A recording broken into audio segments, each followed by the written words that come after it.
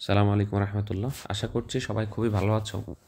আমাদের পরিপাক এবং শোষণের যে ধারাবাহিক লেকচার চলছিল, তারই ধারাবাহিকতায় আজকে আমাদের লেকচার 3।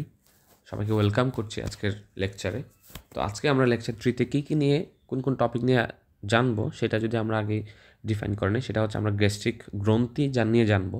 তার আগে আমরা সবার আগে জানবো পাকস্থলী এবং পাকস্থলীর গঠন, সেটা নিয়ে জানবো। পাকস্থলীর প্রাচীরে কী আছে সেটা জানবো। দেন আমরা গ্যাস্ট্রিক গ্রন্থি নিয়ে জানবো। দেন হচ্ছে আমরা যে যে পরিপাক পড়তেছিলাম, তার এই যে পাকস্থলীতে যে পরিপাক হয় সেটা নিয়ে আমরা জানবো ইনশাল্লাহ। ওকে, তো আমরা দেখো গত ক্লাসে আমরা অলরেডি 2টা লেকচার হয়ে গেছে আমাদের। তো আমরা 2টা লেকচারে কী হয়েছে সেটা যদি আমরা একটু রিভিউ করি, তাহলে আমরা দেখতে পাবো প্রথম যে 2টা লেকচার হয়েছে এখানে আমরা পরিপাক তন্ত্র, পরিপাক পদ্ধতি, জিহ্বা, সাতকুড়ি, দাঁত, দন্ত সংকেত, এগুলো সব হচ্ছে আমরা লেকচার 1-এ কভার করে ফেলেছি।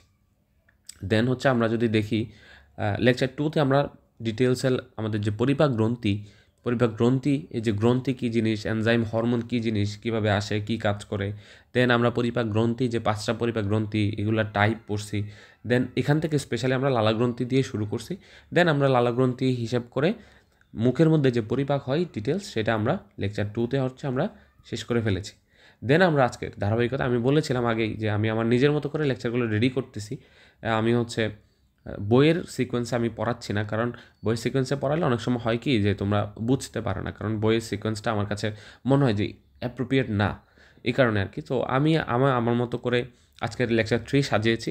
তো আজকে আমরা লেকচার 3-তে দেখবো পাকস্থলীর গঠন, দেখবো আমরা পাকস্থলী, গ্যাস্ট্রিক গ্রন্থি দেখবো, পাকস্থলীতে পরিপাক দেখবো আমরা ইন ডিটেলস ইনশাল্লাহ।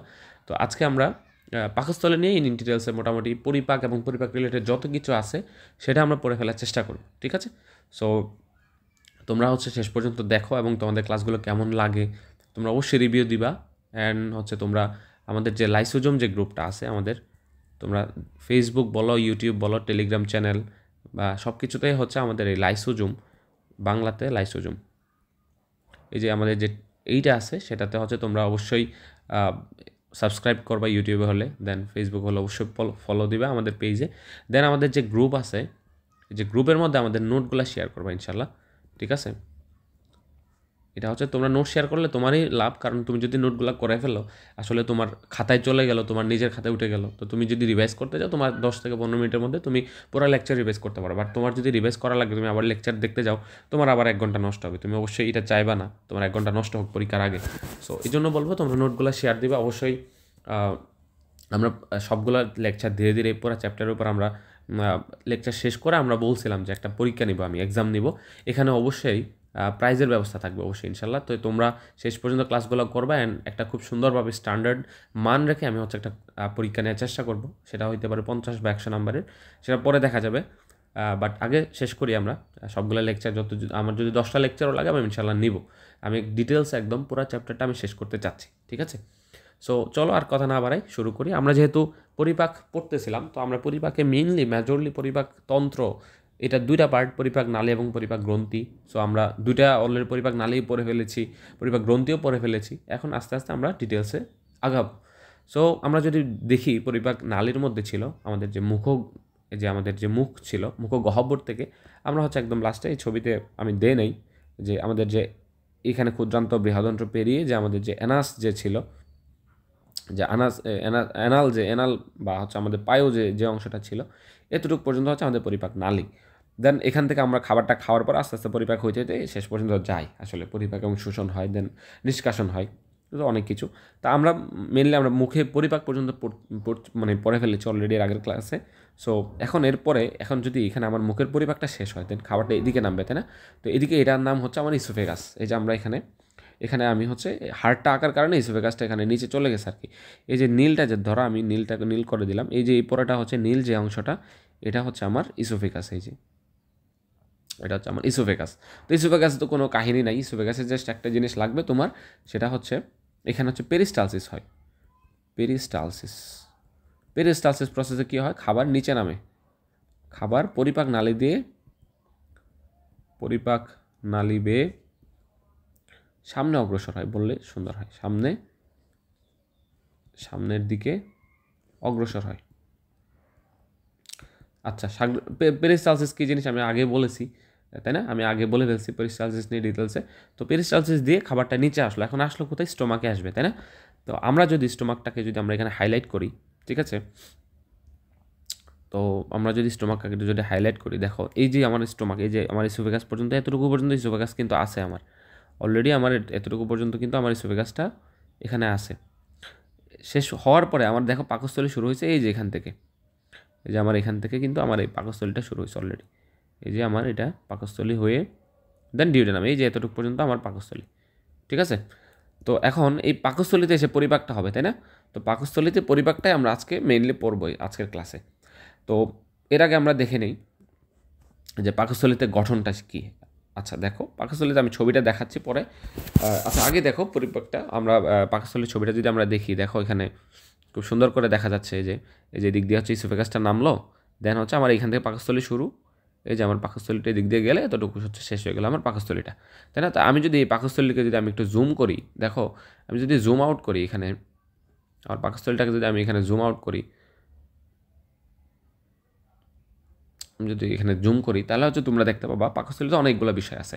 এই যে আমরা বলেছি অলরেডি এতটুকু পর্যন্ত হচ্ছে আমার পাকস্থলী শুরু এখান থেকে। তাহলে আমার যদি উপরের অংশ এটা যে আমি লাল করে দিলাম, এটার আমার নাম কি ছিল বলো তো? এটার নাম ছিল আমার ইসোফেগাস, ঠিক আছে। তোমরা এগুলো ছবিগুলো এঁকে ফেলবা অবশ্যই খাতায়, কারণ হচ্ছে তুমি ছবি না আঁকলে আসলে ভুলে যাবে। আমি এখানে তোমার নেট থেকে আমি সুন্দর ছবিগুলো ডাউনলোড করে নিছি বা তোমাকে এখানে স্লাইড আকারে দেখাচ্ছি, কারণ তুমি খুব ভালো মতো যেন ভিজুয়ালাইজ করতে পারো। আমি ছবি আঁকতে পারি হাতে, তাহলে সময়ও নষ্ট হলো আমার, এবং হচ্ছে নেটের মতো এত সুন্দর হবে না। তাহলে এই জন্য আমি হচ্ছে এই নেটের থেকে এত সুন্দর ছবিগুলো আমি ডাউনলোড করে নিছি। সুতরাং আমি দেখাবো তোমাদের প্রসেসগুলো, আমি এঁকে এঁকে দেখাবো এখান থেকে ওভাররাইট করে, তোমরা সেই অনুসারে এঁকে ফেলবা, ঠিক আছে। তাহলে এতটুকু হচ্ছে আমার ইসোফেগাস। তাহলে আমার যদি এতটুকু ইসোফেগাস যায়, দেন এই যে এখান থেকে আমার বাকি কী শুরু হইলো? আমার স্টোমাক শুরু হইলো, তাই না? এই যে আমার এটা হচ্ছে স্টোমাক, মেনলি আমার এটা হচ্ছে স্টোমাক। এই যে এতটুকু পর্যন্ত আমার স্টোমাকের শেষ, ঠিক আছে। স্টোমাকটা একটু কার্ভ আকৃতি, দেখো এটা একটু কার্ভ, এই যে এরকম আকৃতি, কার্ভ আকৃতি না, তাই না? থলি আকৃতির, এটা মেনলি একটা থলি স্টোমাক।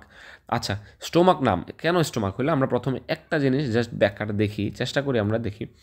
দেখো স্টোমাক, তো স্টোমাক আসতে হচ্ছে স্টোমাক, এই ওয়ার্ডটার মিনিংটাই হচ্ছে কি জানো? মুখ, মুখ, ঠিক আছে। এখন স্টোমাক মানে কেন হচ্ছে মুখ? তাহলে স্টোমাক মানে যদি মুখ হয়, মানে খোলা মুখ তো খোলা জিনিস, তাই না? যদি মুখ হয় তাহলে এটার নাম পাকস্থলী বা স্টোমাক কেন হলো? আমাদের মুখ বা মাউথ আছে, এটার নামই তো তাহলে স্টোমাক হওয়া উচিত ছিল, তাই না? তো এই প্রশ্নের উত্তরে আমি বলি যে স্টোমাকের বাংলাটা অ্যাকচুয়াল মিনিংটা হচ্ছে মুখ বা খোলা অংশ, ঠিক আছে। মুখ বা হচ্ছে আমার খোলা অংশ। তাহলে কেন এটার নাম স্টোমাক হইলো? দেখো এই যে এই দিক দিয়ে শুরু হইলো আমার, এই যে এই অংশ দিয়ে শুরু হইলো, এখান থেকে খোলা, এই মাথায় শেষ হলো, এটাও কিন্তু খোলা। তাহলে দেখো একটা থলি বিশেষ, আমাদের মুখ যদি হা করো তুমি দেখো পিছনের দিকেও খোলা, মুখ সামনের দিকেও খোলা, তাহলে এটা একটা থলি বিশেষ এবং খোলা অংশ, তাহলে এটার নাম এই জন্য স্টোমাক হইলো। দেন আসো এটার নাম কেন পাকস্থলী হইলো, ঠিক আছে। পাকস্থলী, তো তোমরা জানো পাক মানে হচ্ছে পরিপাক। তো পরিপাক যদি আমাদের নর্মাল ভাষায় রিলেট করতে চাই, সেটা এটা হচ্ছে রান্না করা, তাই না? আমরা যে আমাদের রান্নাঘর আছে এটাকে আমরা অনেক সময় পাকঘর বলে থাকি, তাই না? এই যে রান্নাঘরকে আমরা অনেক সময় পাকঘর বলে থাকি, তাই না? তো পাকঘর মানে হচ্ছে আমার রান্নাঘর, এখানে রান্না হয় বা পরিপাক হয় এই জন্য। আর স্থলী, স্থলী মানে হচ্ছে এখানে থলি বোঝাই, স্থলী দিয়ে বোঝাচ্ছে হচ্ছে থলি এখানে মূলত। তো থলি মানে কি? একটা কোনো একটা কিছু খোলা বা এরকম একটা থলি বিশেষ আর কি। তো এই জন্য এখানে যে এইটা থলির ভিতরে আমার রান্নাটা হইতেছে বা পরিপাকটা হইতেছে, এই জন্য এটার নাম হচ্ছে আমার কী হলো? পাকস্থলী হলো। আশা করি তোমরা বুঝতে পারছো স্টোমাক কেন, পাকস্থলী কেন। ওকে, এটা হচ্ছে বেসিক জিনিস। এবার আসো আমরা পাকস্থলীর গঠন নিয়ে আলোচনা করি। তো গঠনের মধ্যে আমি বলছি যে পাকস্থলী একটা থলি বিশেষ অঙ্গ। তাহলে পাকস্থলীর গঠনের মধ্যে তোমরা পাবা প্রথমত এই একটা অংশ পাবা, যেটা হচ্ছে এই যে উপরের দিকে। আচ্ছা আমি যদি আরেকটু সুন্দর মতো দেখাই, এখানে এই যে এটা হচ্ছে এই যে এই অংশটা হচ্ছে আমার, এটাকে বলা হয় কার্ডিয়া। এই যে দেখো কার্ডিয়া। এখন এটার নাম কেন কার্ডিয়া? এটা তোমাদের অনেকের প্রশ্ন থাকতে পারে, এটার নাম কেন কার্ডিয়া হলো, ঠিক আছে। এখন দেখো এটার নাম কার্ডিয়া হওয়ার পেছনে একটা কারণ, সেটা হচ্ছে আমরা জানি এটার নাম কার্ডিয়া হওয়ার পেছনে একটা কারণ, সেটা হচ্ছে আমাদের কার্ডিয়া বা কার্ডিয়াক, এটা মানে বোঝায় হচ্ছে আমাদের হৃৎপিণ্ড। তাইলে তোমরা যদি ছবিটা দেখো, যদি অ্যাকচুয়াল ছবিটা দেখো, কি হয় আমাদের হৃৎপিণ্ডটা কোথায় থাকে? এই যে এভাবে থাকে হচ্ছে আমাদের। আমি যদি র্যান্ডমলি একটা ছবি আঁকি, ধরো আমার এদিক দিয়ে এসে স্টোমাকটা আমার এইভাবে এসে ডিউডেনাম দিয়ে নেমে গেল, তাই না? এটা হচ্ছে ইসোফেগাস দিয়ে এসে এই হচ্ছে আমার ইসোফেগাস হয়ে স্টোমাক হয়ে আমার এটার মধ্যে নেমে গেল। এই পাশে হচ্ছে আমাদের ছিল লিভার, তাই না? এই পাশে আমাদের লিভারটা ছিল, ঠিক আছে? এটা হচ্ছে আমার যকৃৎ বা লিভার ছিল, এখানে এটা হচ্ছে স্টোমাক ছিল। তো আমাদের হার্ট যেটা ছিল, হার্টটা হচ্ছে আমাদের এই যে অংশে ছিল, কিন্তু তোমরা মনে করবা, ছবিটা আমি দেখাবো একটু পরে, সমস্যা নাই। এই যে অংশে হচ্ছে আমাদের হার্টটা ছিল, ঠিক আছে? মনে করলাম আমি এই যে লাল করে দিলাম গোল করে, এটা হচ্ছে আমাদের হার্ট ছিল। তাহলে দেখো মানে স্টোমাক, ইসোফেগাস শেষ, স্টোমাক শুরুতে, শুরুর এই অংশটা দেখো তো প্রায় হার্টের কাছাকাছি না? তাহলে এই হার্টের সাথে নামটা এখানে রিলেট করে, এটা নাম রাখা হয়েছে কার্ডিয়া। বুঝে গেছে? তাহলে আমরা প্রথম অংশ পেলাম কার্ডিয়া। দেন আমরা যদি সামনে আগাই, যে আমি যদি একটু সামনে আগাই, দেখো আমার এই দিকে আমি একটা কার্ভেচার অংশ পাচ্ছি, দেখো এটা একটা আমার গম্বুজ আকৃতি। গম্বুজ ছিল তোমরা, এই যে এরকম একটি মসজিদের উপরে যে অংশ থাকে, এটা গম্বুজ আকৃতির না? তাহলে এটা দেখো তো গম্বুজ আকৃতির না এটা? তাহলে এই যে গম্বুজ আকৃতি, এটার নামই হচ্ছে ফান্ডাস। তা ফান্ডাসের মিনিংটাই হচ্ছে আমার গম্বুজ, ঠিক আছে? তাহলে এটাকে আমরা কি বলবো? ফান্ডাসের মিনিংটা আমরা কি বলবো বলো তো? এটা হচ্ছে গম্বুজ আকৃতির, গম্বুজ, গম্বুজ আকৃতির, এই কারণে এটার নাম হচ্ছে ফান্ডাস।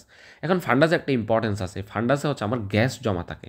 আমাদের স্টোমাকে যে অনেক সময় গ্যাস হয় না, যে পেটে গুটগুট গুটগুট করে আওয়াজ করে না, এই গ্যাসটা হচ্ছে জমা থাকে আমার ফান্ডাসে। অনেক সময় দেখবা ডাক্তারের কাছে গেলে ডাক্তার তোমার শরীরের বাম পাশের দিকে একটু পেটের ঠিক মাঝখান বরাবর হচ্ছে স্টেথোস্কোপ দিয়ে হচ্ছে তোমার এখানে চাপ দিয়ে দেখে কোনো আওয়াজ পাওয়া যায় কিনা।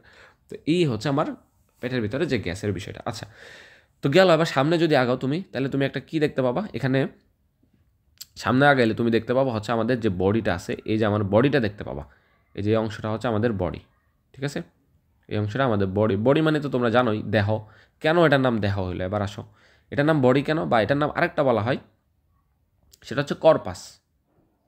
কর্পাস বা হচ্ছে আমার বডি।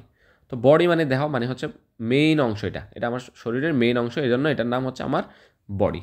গেল এটা এতটুকু। এবার আসো এন্ট্রাম। আমরা একটা জিনিস পাচ্ছি, আরেকটা বিষয় দেখো, একটা পাচ্ছি এন্ট্রাম। এগুলো তোমরা যদি বেসিক সব বুঝে বুঝে পড়ো তাহলে হচ্ছে ইজি হয়। দেখো এই অংশটা পাইলাম আমরা এন্ট্রাম। তাহলে আমার জানতে হবে এন্ট্রাম মানেটা কি, তাই না? তাহলে আমার যদি আমি মিনিংটা দেখাই, আমি এন্ট্রাম মানে হচ্ছে আমার গুহা। গুহা আছে না, গুহা? গুহা মানে কি ধরো, এটা একটা গুহার মতো জিনিস। এখানে ওই যে বাঘ, সিংহ, এগুলো হচ্ছে গুহার ভিতরে বা একটা পাহাড়ের গর্তের ভিতরে। গুহা বা এক কথা বলতে গেলে গর্ত। তো গুহা বা গর্তের ভিতরে থাকে এরা। তো এটার নাম এই জন্য গুহা, ভিতরে একটা কেভিটি তৈরি করে। তো অ্যান্ট্রামটাও একটা দেখো, এদিক দিয়ে এসে অনেকটা নিচের দিকে নেমে গেছে না, এদিকে নিচের দিকে নেমে গেছে না? তাহলে একটা কেভিটির মতো তৈরি করতেছে। এই যে নিচের দিকে দেখো একটা কেভিটির মতো তৈরি করতেছে, কারণ অনেক কিছু আমার এখানে রাখা যাবে, তাই না? এই যে এখানে অনেক কিছু, নিচের দিকে অনেক কিছু, অনেক স্পেস এখানে রাখা যাবে। তাহলে এই অ্যান্ট্রাম যে কিছু একটা গুহার মতো, এটার একটা ইম্পর্টেন্স আছে। সেটা কি? আমার এখানের ভিতরে যে আমাদের যে খাবার এখানে যে পরিপাক হচ্ছে, এই যে আমার দেহের ভিতরে যে পরিপাক হচ্ছে, এই খাবারটা কিছুক্ষণ এসে আমার অ্যান্ট্রামে জমা থাকতে পারে। কারণ আমরা জানি যে পরিপাক নালী বেয়ে খাবারটা অবশ্যই সামনের দিকে অগ্রসর হইতে থাকবে সবসময়। আমার খাবারটা আমার এদিক দিয়ে সামনের দিকে অগ্রসর হইতে থাকবে। তাহলে আমার অ্যান্ট্রামে যদি জমা থাকে, কারণ আমার সব খাবার তো তুমি বের করে দিলে হবে না, এবং জায়গাও নাই। দেখো স্টোমাকের ভিতরে অনেক জায়গা, সব খাবার একসাথে বের করে দিলে তো শোষণ হইতে পারবে না, আরও সুন্দর মতো পরিপাক হইতে পারবে না। এই জন্য কিছু জমা রাখে এবং আস্তে আস্তে অল্প অল্প করে আমার পরিপাক নালী দিয়ে বের করে দেয়। এই জন্য এটার নাম হলো অ্যান্ট্রাম। ওকে, দেন আসো আমাদের যে লাস্ট অংশ, সেটার নাম হচ্ছে আমার পাইলোরাস, তাই না? এই যে লাস্টের যে অংশ, সরি, আমার যে লাস্টের যে অংশটা, এই যে লাস্টের যে অংশটা এতটুকু, এইটার নাম হচ্ছে আমার পাইলোরাস। এখন পাইলোরাস কি? পাইলোরাস মানে হচ্ছে, তোমরা একটা জিনিস মনে রাখবা, সেটা হচ্ছে পাইলোরাস মানে যে অন্ত্রে প্রবেশদ্বার, এটা হচ্ছে প্রবেশদ্বার বোঝাই। প্রবেশদ্বার কোথায়? সেটা হচ্ছে অন্ত্রে প্রবেশদ্বার। তাহলে দেখো এরপর থেকে কিন্তু আমার ডিওডেনাম শুরু হয়ে গেল, তাই না? এই যে এরপর থেকে আমার ডিওডেনামটা শুরু হয়ে গেল, এই যে ডিওডেনামটা শুরু হয়ে গেল আমার এদিকে। তাহলে এখান থেকে যে প্রবেশদ্বার হলো, এটার নাম হচ্ছে আমার পাইলোরাস, এই অংশটা। তো এরপরে আচ্ছা, আমি আজানটা শেষ হোক, আমি পরের ক্লাসটা মানে বাকি ক্লাসটা কন্টিনিউ করতেছি। আচ্ছা দেখো, আমরা যেটা বলতেছিলাম সেটা হচ্ছে আমাদের পাকস্থলীর আমাদের মেইন গঠনটা শেষ। তো এখানে আরেকটা জিনিস তোমাদের জানা লাগবে, সেটা হচ্ছে তোমরা এই যে আমরা যে এখানে দুইটা জিনিস দেখছি না, যে আমরা কি দেখছি এখানে শুরুর দিকে, আমরা প্রথম দিকে একদম শুরুর দিকে দেখছি হচ্ছে আমরা এখানে কার্ডিয়া পাচ্ছি একটা, ঠিক আছে? একটা হচ্ছে পিছনের দিকে পাচ্ছি এই যে অংশে, সেটা হচ্ছে আমরা পাইলোরাস পাচ্ছি। তো দেখো আমরা যে এখানে কার্ডিয়াক এবং পাইলোরাস পাচ্ছি, এই যে দুইটা অংশ, এই দুইটা অংশই কিন্তু আমাদের ওপেনিং বোঝাচ্ছে। দেখো এই দুইটা হচ্ছে আমাদের ওপেনিং। ওপেনিং মানে হচ্ছে কি, আমার এখানে খোলা, এই দুইটা প্রবেশদ্বার বোঝাচ্ছে। দেখো এদিক দিয়ে আমরা এখানে খাবারটা নিচে নামতেছে, তাই না? এদিক দিয়ে কি হচ্ছে, আমার খাবারটা বাইরে বেড়ে যেতে পারতেছে, তাহলে দুইটাই হচ্ছে আমার খোলা অংশ, ওপেনিং। এখন তুমি বলো দুইটা যদি আমি সবসময় খোলা রাখি, তাহলে খাবার তো হুট করে ধুম করে নিচে নেমে যাবে, অথবা এখানে যদি পাকস্থলীর এখানে যদি খাবার বেশি আবার উপরের দিকে, আবার এদিকে উপরের দিকে উঠে যাওয়ার চান্সেস থাকে না, এবং এখানে বাইরে বেড়ে যাওয়ার আবার চান্স থাকে। এখন আমার কথা হচ্ছে এটাতে কন্ট্রোল করা লাগবে, আমাদের শরীরে একটা কন্ট্রোলিং মেকানিজম আছে। তো তুমি যে ইচ্ছা মতো করলে তো হবে না। তো এখানে যদি এই দুইটা গেট বা প্রবেশদ্বার, এই দুইটার মধ্যে তোমার কী দিতে হবে, একটা দরজা দিতে হবে বা কোনো একটা ব্যারিয়ার দিতে হবে, যার কারণে তুমি নিজের ইচ্ছা মতো বা ওই পাকস্থলী নিজের ইচ্ছা মতো সে খোলা বাঁধা বা এখানে হচ্ছে কোনো কিছু প্রবেশ করা বা বের করে দেওয়া সেটা করতে পারবে না। তাহলে তোমার বাড়িতে যেমন ধরো, তোমার বাড়িতে একটা সামনের গেট থাকে, পিছনের গেট থাকে। এখন তুমি যদি সবসময় এগুলো খোলা রাখো দরজা, তাহলে তোমার কী হবে, চোর বা ডাকাত কেউ ঢুকতে পারবে বা অন্য কেউ ঢুকতে পারবে, তোমার এখানে ক্ষতি করতে পারবে, অথবা যে কেউ বেরোয় যেতে পারবে। তো এটা তো করতে দেওয়া যাবে না। সো আমরা যখন দরকার হবে আমরা গেটটা খুলবো, যখন দরকার হবে অফ করব। তো এখানে কি থাকে, গেটের বদলে থাকে আমার স্ফিংটার থাকে। যেহেতু আমার এখানে এগুলো পেশি দিয়ে তৈরি, সুতরাং আমার এখানে থাকবে স্ফিংটার। স্ফিংটার কীরকম জিনিস, আমি তোমাকে একটা জিনিস জাস্ট বেসিকটা ধারণা দিচ্ছি। দেখো আমার স্প্রিংটার থাকবে হচ্ছে, ধরো এরকম স্প্রিংটার থাকবে, পেশি বলয় বলা হয়, বাংলাকে বলা হয় পেশি বলয় এগুলো, কারণ এখানে পেশি থাকে আমাদের, ঠিক আছে? এই পেশি বলয় থাকবে। পেশি বলয়ের কারণে কী হবে, সেটা হচ্ছে তোমার যখন যখন তোমার হচ্ছে খাবার, এই যে নর্মালি হচ্ছে এটা ওপেন ক্লোজ থাকবে, বন্ধ থাকবে। তো যখন এখান থেকে খাবারটা আসবে, নিচে নামানোর দরকার হবে, পাকস্থলীতে যখন আসার চেষ্টা করবে, তখন এটা ওপেনিং হয়ে যাবে, এটা খুলে যাবে, ধরো এদিক দিয়ে খুলে যাবে, প্রসারিত হয়ে যাবে। তাহলে প্রসারিত হলে আমার খাবারটা নিচে নামে আসতে পারলো। আমার যখন আবার খাবার আনা শেষ, তাহলে আমি আবার এটা ক্লোজ করে দিব, তাহলে আমার এখানে কোনো কিছু আসতে পারবে, আসতে পারবে না। সেমভাবে আমরা এখানে ওপেনিং থাকবে, যেটার কারণে আমার খাবারটা এখান থেকে বাইরে বেরোতে পারবে। এখন দেখো স্টোমাকে অনেক বেশি খাবার এসে জমা হলো, ঠিক আছে? এখন অন্ত্র তো ছোটো, আস্তে আস্তে পাঠানো লাগবে। তোমার সব কিছু পাঠিয়ে দিলে তো ভালো মতো পরিপাক হইতে পারবে না, বা শোষণ হওয়ার জন্য এটা অ্যাপ্রোপ্রিয়েট হবে না। এই কারণে আমার এখানে একটা দরজা বা কপাট লাগবে, যাকে আমরা স্ফিংটার বলি। তো স্ফিংটার থাকলে কী হবে, যে যখন খোলা থাকবে পেশি বলয়টা, যখন আমরা এটা ওপেন থাকবে, তখন আমার এখান থেকে বাইরে বেরোতে পারবে। যখন আমার দরকার হবে না, তখন আমি এটাকে ক্লোজ করে দেবো, তাহলে আমার এটা অফ হয়ে যাবে। এখন আসো, দুইটা বেসিক জিনিস তোমরা আশা করি এগুলো নোট করতেছো, আমি এটা মুছে ফেললাম। একটা জিনিস তোমাকে বোঝাই, এখানে স্ফিংটার কী জিনিস, সেটা হচ্ছে স্ফিংটার স্ফিংটার বা হচ্ছে এটা বাংলায় স্ফিংটার বলা হয়। স্ফিংটার এটা হচ্ছে কী দিয়ে তৈরি, সেটা হচ্ছে পেশি বলয় দিয়ে তৈরি, পেশি দিয়ে তৈরি, পেশি বলয় থাকে, মানে এটা একটা দরজার মতো কাজ করে। কিভাবে, সেটা হচ্ছে আমার কপাট, এটা হচ্ছে আমার যে খাদ্যের গতিময়তা নিয়ন্ত্রণ করে, গতিময়তা নিয়ন্ত্রণ করে, ঠিক আছে? তো পেশি বলয়গুলা ধরো এভাবে এভাবে পেশির মতো করে থাকলো। তো আমার যখন দরকার হবে এটা ওপেন হবে, ধরো এদিকে টান পরে আমার ওপেন হয়ে গেলো, এই যে বড় হয়ে গেল আমার, এই যে এখন বড় হয়ে গেল। তো যখন আবার দরকার পড়বে না, তখন হচ্ছে আবার ক্লোজ হয়ে যাবে এদিকে, তাহলে আমার আবার আগের জায়গায় চলে আসলো, তাহলে আমার খাবারটা নিচে নামতে পারবে না এখান থেকে, বাট এখানে খাবারটা নিচে নামতে পারতেছে। তো এটা হচ্ছে আমার স্ফিংটার। তো স্ফিংটার, এবং আবার একটা জিনিস আছে যে ভাল্ব পাবা তোমরা, হার্টের ক্ষেত্রে কিন্তু ভাল্ব থাকে রক্ত যাওয়ার জন্য। তো এটা হচ্ছে ভাল্ব বলা হয়, এটাকে ভাল্ব বলা হয়, ভাল্ব।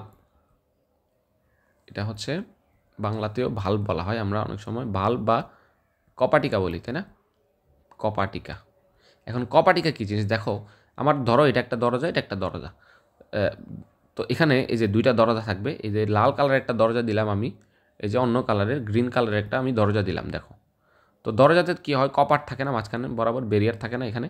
তো আমি যদি আমার দরজাটা খোলার দরকার হয়, তাহলে হচ্ছে আমার কী হবে, দেখো এই যে আমার এখানে চলে আসলো, এই যে আমার এটা একটা দরজা, আমার এই লাল অংশটা এদিকে খুলে দিলাম আমি, তাহলে দেখো মাঝখান দিয়ে এই যে একটা রাস্তা হলো না, তাহলে আমার দরজাটা কী হবে, ওপেন, খোলা এবং বন্ধ হয়, এর মাধ্যমে আমার গতিময়তা প্রবেশ করবে, মানে নিয়ন্ত্রণ করবে। তো এটা কে করে, সেটা হচ্ছে হার্ট করবে। আমাদের যে মানে হৃৎপিণ্ড আছে বা হার্ট রক্তের গতিময়তা নিয়ন্ত্রণ করে। হার্ট কী করবে, এটা বলা হয়, হার্ট হচ্ছে আমার রক্তের গতিময়তা নিয়ন্ত্রণ করবে, রক্তের গতিময়তা নিয়ন্ত্রণ করে। তোমরা এগুলো একটু তুলে নিবা, নোট করে নিবা, অবশ্যই এগুলো বেসিক জিনিস।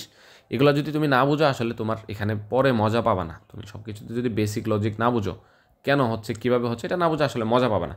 আর হচ্ছে আমাদের যে ইয়াটা আছে, যে স্ফিংটার, এটা হচ্ছে আমার খাদ্যের গতিময়তা নিয়ন্ত্রণ করে। এখন দেখো খাদ্যটা অনেক মোটা হইতে পারে, শক্ত হইতে পারে, দানাদার হইতে পারে। তো এটা তো তুমি যদি এখানে যদি কপার দাও, যদি পাতলা আবরণ দাও, তাহলে হচ্ছে ছিঁড়ে যাবে। এই জন্য আমাদের পেশি বলা লাগে, পেশি অনেক বেশি শক্ত হয়। আর এখানে কপাটিকা থাকে, বাল্ব, এগুলো হচ্ছে আমার যে আবরণ থাকে, মানে হচ্ছে যে পাতলা একটা লেয়ার থাকে, এটা দিয়ে হচ্ছে আমার রক্ত রক্ত তো একটা ওয়াটার জাতীয় জিনিস, তো এটাতে কোনো কষ্ট হবে না। ঠিক আছে, এই হচ্ছে বেসিক জিনিস। আশা করি বুঝতে পারছো। আমরা এবার দেখি হার্টের গঠন নিয়ে আলোচনা করি। ঠিক আছে, আমরা খুবই শর্টলি হচ্ছে পাকস্থলীর গঠন নিয়ে আমরা খুব ছোট্ট করে আমরা অলরেডি পড়ে ফেলছি, আমরা জাস্ট নোট করার জন্য পড়বো। তো এখানে আমরা কিছু জিনিস হচ্ছে আমরা হাইলাইট করব, সেটা হচ্ছে আমরা পাকস্থলীর অবস্থানটা দেখবো আগে।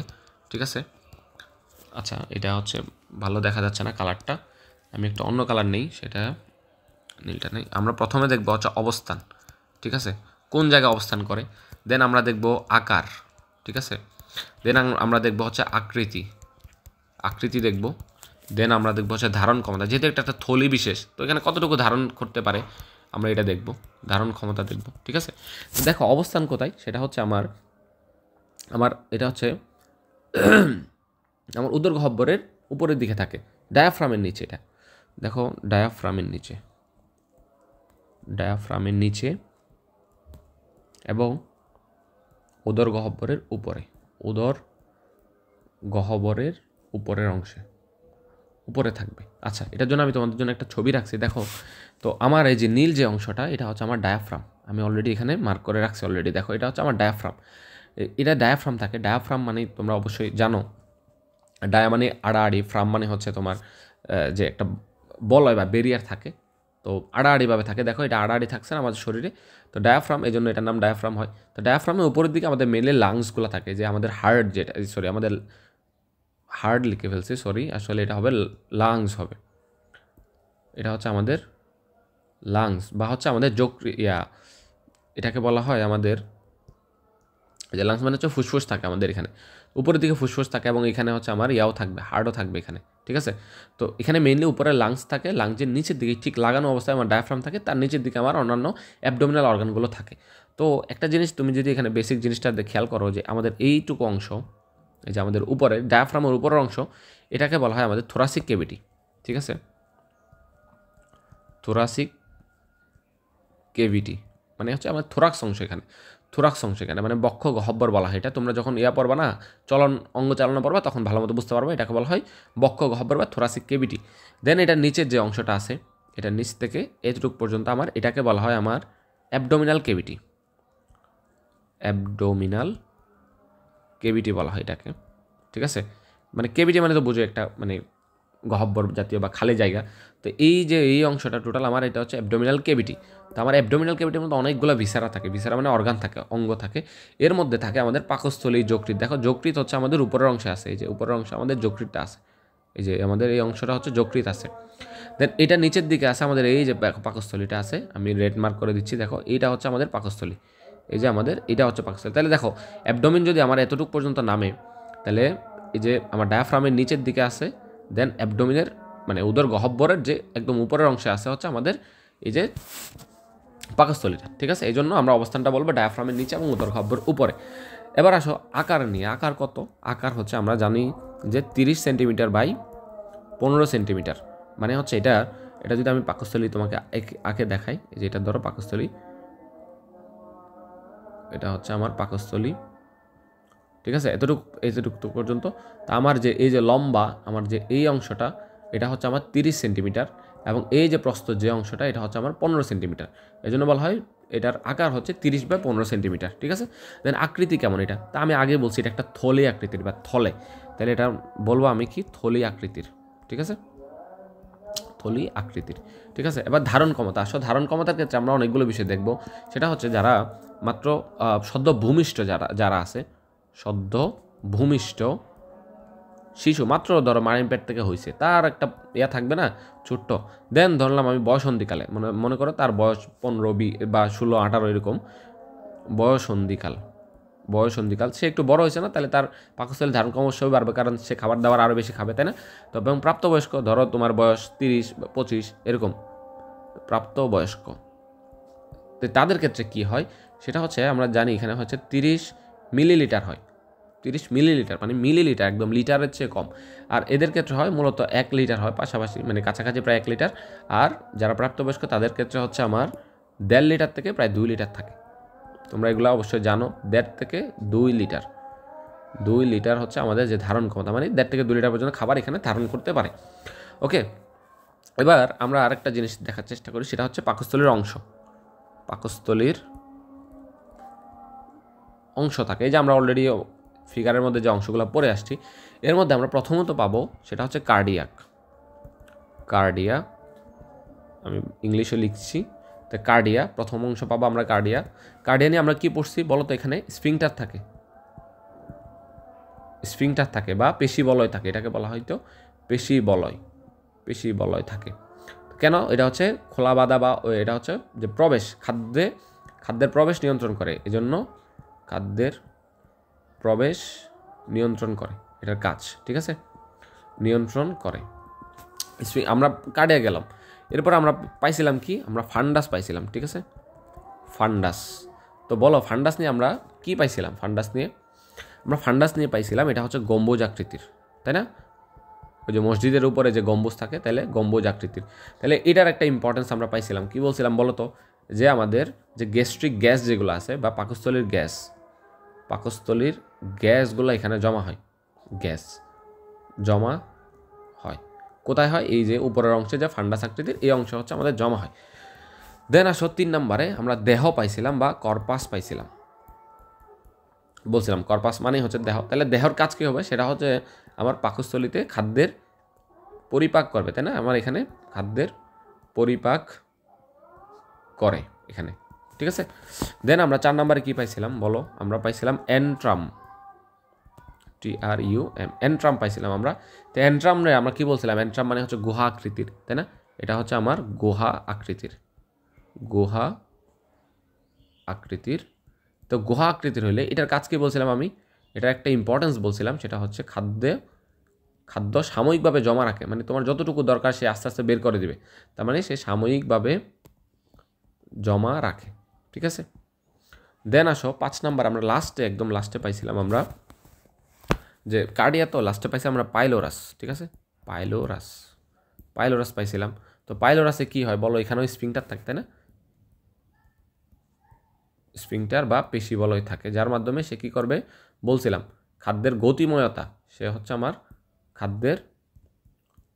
এটা হচ্ছে খাদ্যের প্রবেশ নিয়ন্ত্রণ করতেছিল, সে হচ্ছে খাদ্যের গতিময়তা, কারণ কতটুকু বের হবে এটা হচ্ছে সে নিয়ন্ত্রণ করে, গতিময়তা নিয়ন্ত্রণ করে। তো আশা করি পাকস্থলীর গঠন নিয়ে আমাদের আর কোনো প্রবলেম নাই। আচ্ছা, এখানে আরেকটা জিনিস দেখো, আমরা যে খাদ্যের পরিপাক করতেছি, দেখো এই যে খাদ্যের পরিপাক করতেছে কে?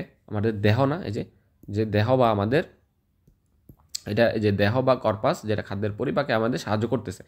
এই আমরা যে পড়তেছি পরিপাক, তাই না? তো আমার এই অংশটা খুবই ইম্পর্টেন্ট, ঠিক আছে। তো এই জন্য আমার দেহ নিয়ে একটু পড়াশোনা করা লাগবে। আচ্ছা দেখো, এখানে আমি যা বলছি এগুলো হচ্ছে তোমাদের বই অলরেডি সব দেওয়া আছে, তোমরা নিজেরা দেখে নিবে একটু, ঠিক আছে। আচ্ছা, পাকস্থলী পরিপাক করে, তাহলে কোথায় হয়? দেহে পরিপাক হয়। তাই দেহে পরিপাক কীভাবে হয়, কেন হয়, কার মাধ্যমে হচ্ছে, আমরা এটা জানবো। তো এই জন্য আমাদের প্রথমত জানা লাগবে লেয়ার্স অফ দ্য স্টোমাক ওয়াল, মানে যে আমাদের যে পাকস্থলীর যে দেহ আছে, দেহের মধ্যে কী কী লেয়ার আছে, যার কারণে সে খাদ্যটা ভেঙে চুরমার হচ্ছে, চূর্ণ বিচূর্ণ হচ্ছে, পরিপাক হচ্ছে। সেজন্য আমরা এই যে লেয়ার্সগুলো দেখতেছি। দেখো আমি তোমাদের জন্য একটা ছবি নিয়ে আসছি, এখানে দেখো তুমি আমাদের স্টোমাকটাকে, আমি যে দেহ যে অংশটা, এই অংশটা আমি জাস্ট জুম করলাম। তো এই অংশটাকে আমি যদি জুম করি, দেখো এই যে এখানে অনেকগুলো লেয়ার পাওয়া যাচ্ছে। দেখো এখানে আমরা প্রথমে পাচ্ছি মিউকাস লেয়ার, দেন পাচ্ছি সাবমিউকাস লেয়ার, দেন পাচ্ছি আমরা মাসেল লেয়ার, দেন সাব সেরোসা পাচ্ছি, দেন সেরোসা পাচ্ছি। আমরা 5টা লেয়ার পাচ্ছি মূলত। আমরা পাচ্ছি এক নম্বরে পাচ্ছি আমরা মিউকাস, 2 নম্বরে সাবমিউকাস, 3 নম্বরে মাসেল লেয়ার বা মাস্কুলার লেয়ার, 4 নম্বরে সাব সেরোসা, 5 নম্বরে সেরোসা পাচ্ছি। আচ্ছা, তো এখানে যদি আমরা আরেকটু ডিটেলসে পড়াশোনা করি, দেখো এই যে এই অংশে আমরা যে উপর অংশে মিউকাস অংশে, আমরা দেখো এই এতটুকু অংশ কিন্তু আমাদের মিউকাস, তাই না? অনেকটুকু জায়গা নিয়ে মিউকাস অংশটা। তো মিউকাস অংশে আমরা অনেক কিছু, দেখো এখানে অনেক কিছু, এখানে কিছু গর্ত আকৃতির অনেক কিছু জিনিস পাচ্ছি, গ্ল্যান্ড পাচ্ছি। এগুলো মূলত হচ্ছে, এগুলোকে গ্ল্যান্ড বলা হয়, ঠিক আছে। তো এই গ্ল্যান্ড থাকে এখানে, কোথায় থাকে? মিউকাসে। এটা ইনারমোস্ট লেয়ার, মনে রাখবা, এটা হচ্ছে ইনারমোস্ট লেয়ার, মানে সবচেয়ে ভিতরের লেয়ার, ঠিক আছে। ইনারমোস্ট মানে হচ্ছে আমার সবচেয়ে ভিতরের লেয়ার, ভিতরের স্তর, লেয়ার মানে হচ্ছে স্তর, সবচেয়ে ভিতরে, ঠিক আছে। দেন আউটার মোস্ট সেরোসা, সেটা হচ্ছে বাইরের স্তর, ঠিক আছে। এগুলো তোমরা নোট করে ফেলবা অবশ্যই।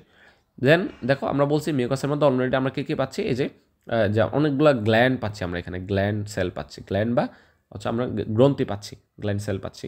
দেন সাবমিউকোসাতে পাচ্ছি, দেখো তো এই যে কিছু জিনিস দেখা যায়, যে এই যে নীল আকৃতি দেখছো, তো নীল দিয়ে আমরা যে রক্তনালী বোঝাই সেটা কি বলো তো, ভেইন বোঝাই, তাই না? এটা হচ্ছে আমরা ভেইন বোঝাই। দেন দেখো আমরা এই যে লাল আকৃতির পাচ্ছি, এই যে এই অংশটা, তাহলে লাল দিয়ে আমরা কি বোঝাই বলো তো?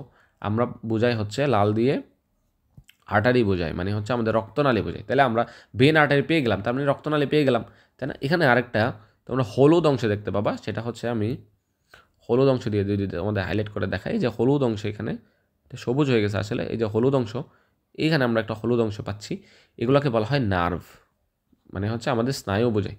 ঠিক আছে, তাহলে আমরা একটা লেয়ারের মধ্যে অনেক কিছু পেয়ে যাচ্ছি। দেখো তো কয় নাম্বার লেয়ারে, এই যে 2 নাম্বার যে লেয়ারটা, এই যে এটা আমাদের সাবমিউকোসার মধ্যে আমরা অনেক কিছু পেয়ে যাচ্ছি। কী কী পাচ্ছি বলো? আমরা এখানে আর্টারি পাচ্ছি, ভেইন পাচ্ছি, দেন নার্ভ পাচ্ছি। তার মানে এগুলাকে একটা ব্লাড ভেসেল এবং নার্ভ, এগুলোকে বলা হয় নিউরোভাস্কুলার বান্ডেল। সুন্দর করে লিখি, নিউরোভাস্কুলার বান্ডেল বলা হয় এগুলাকে।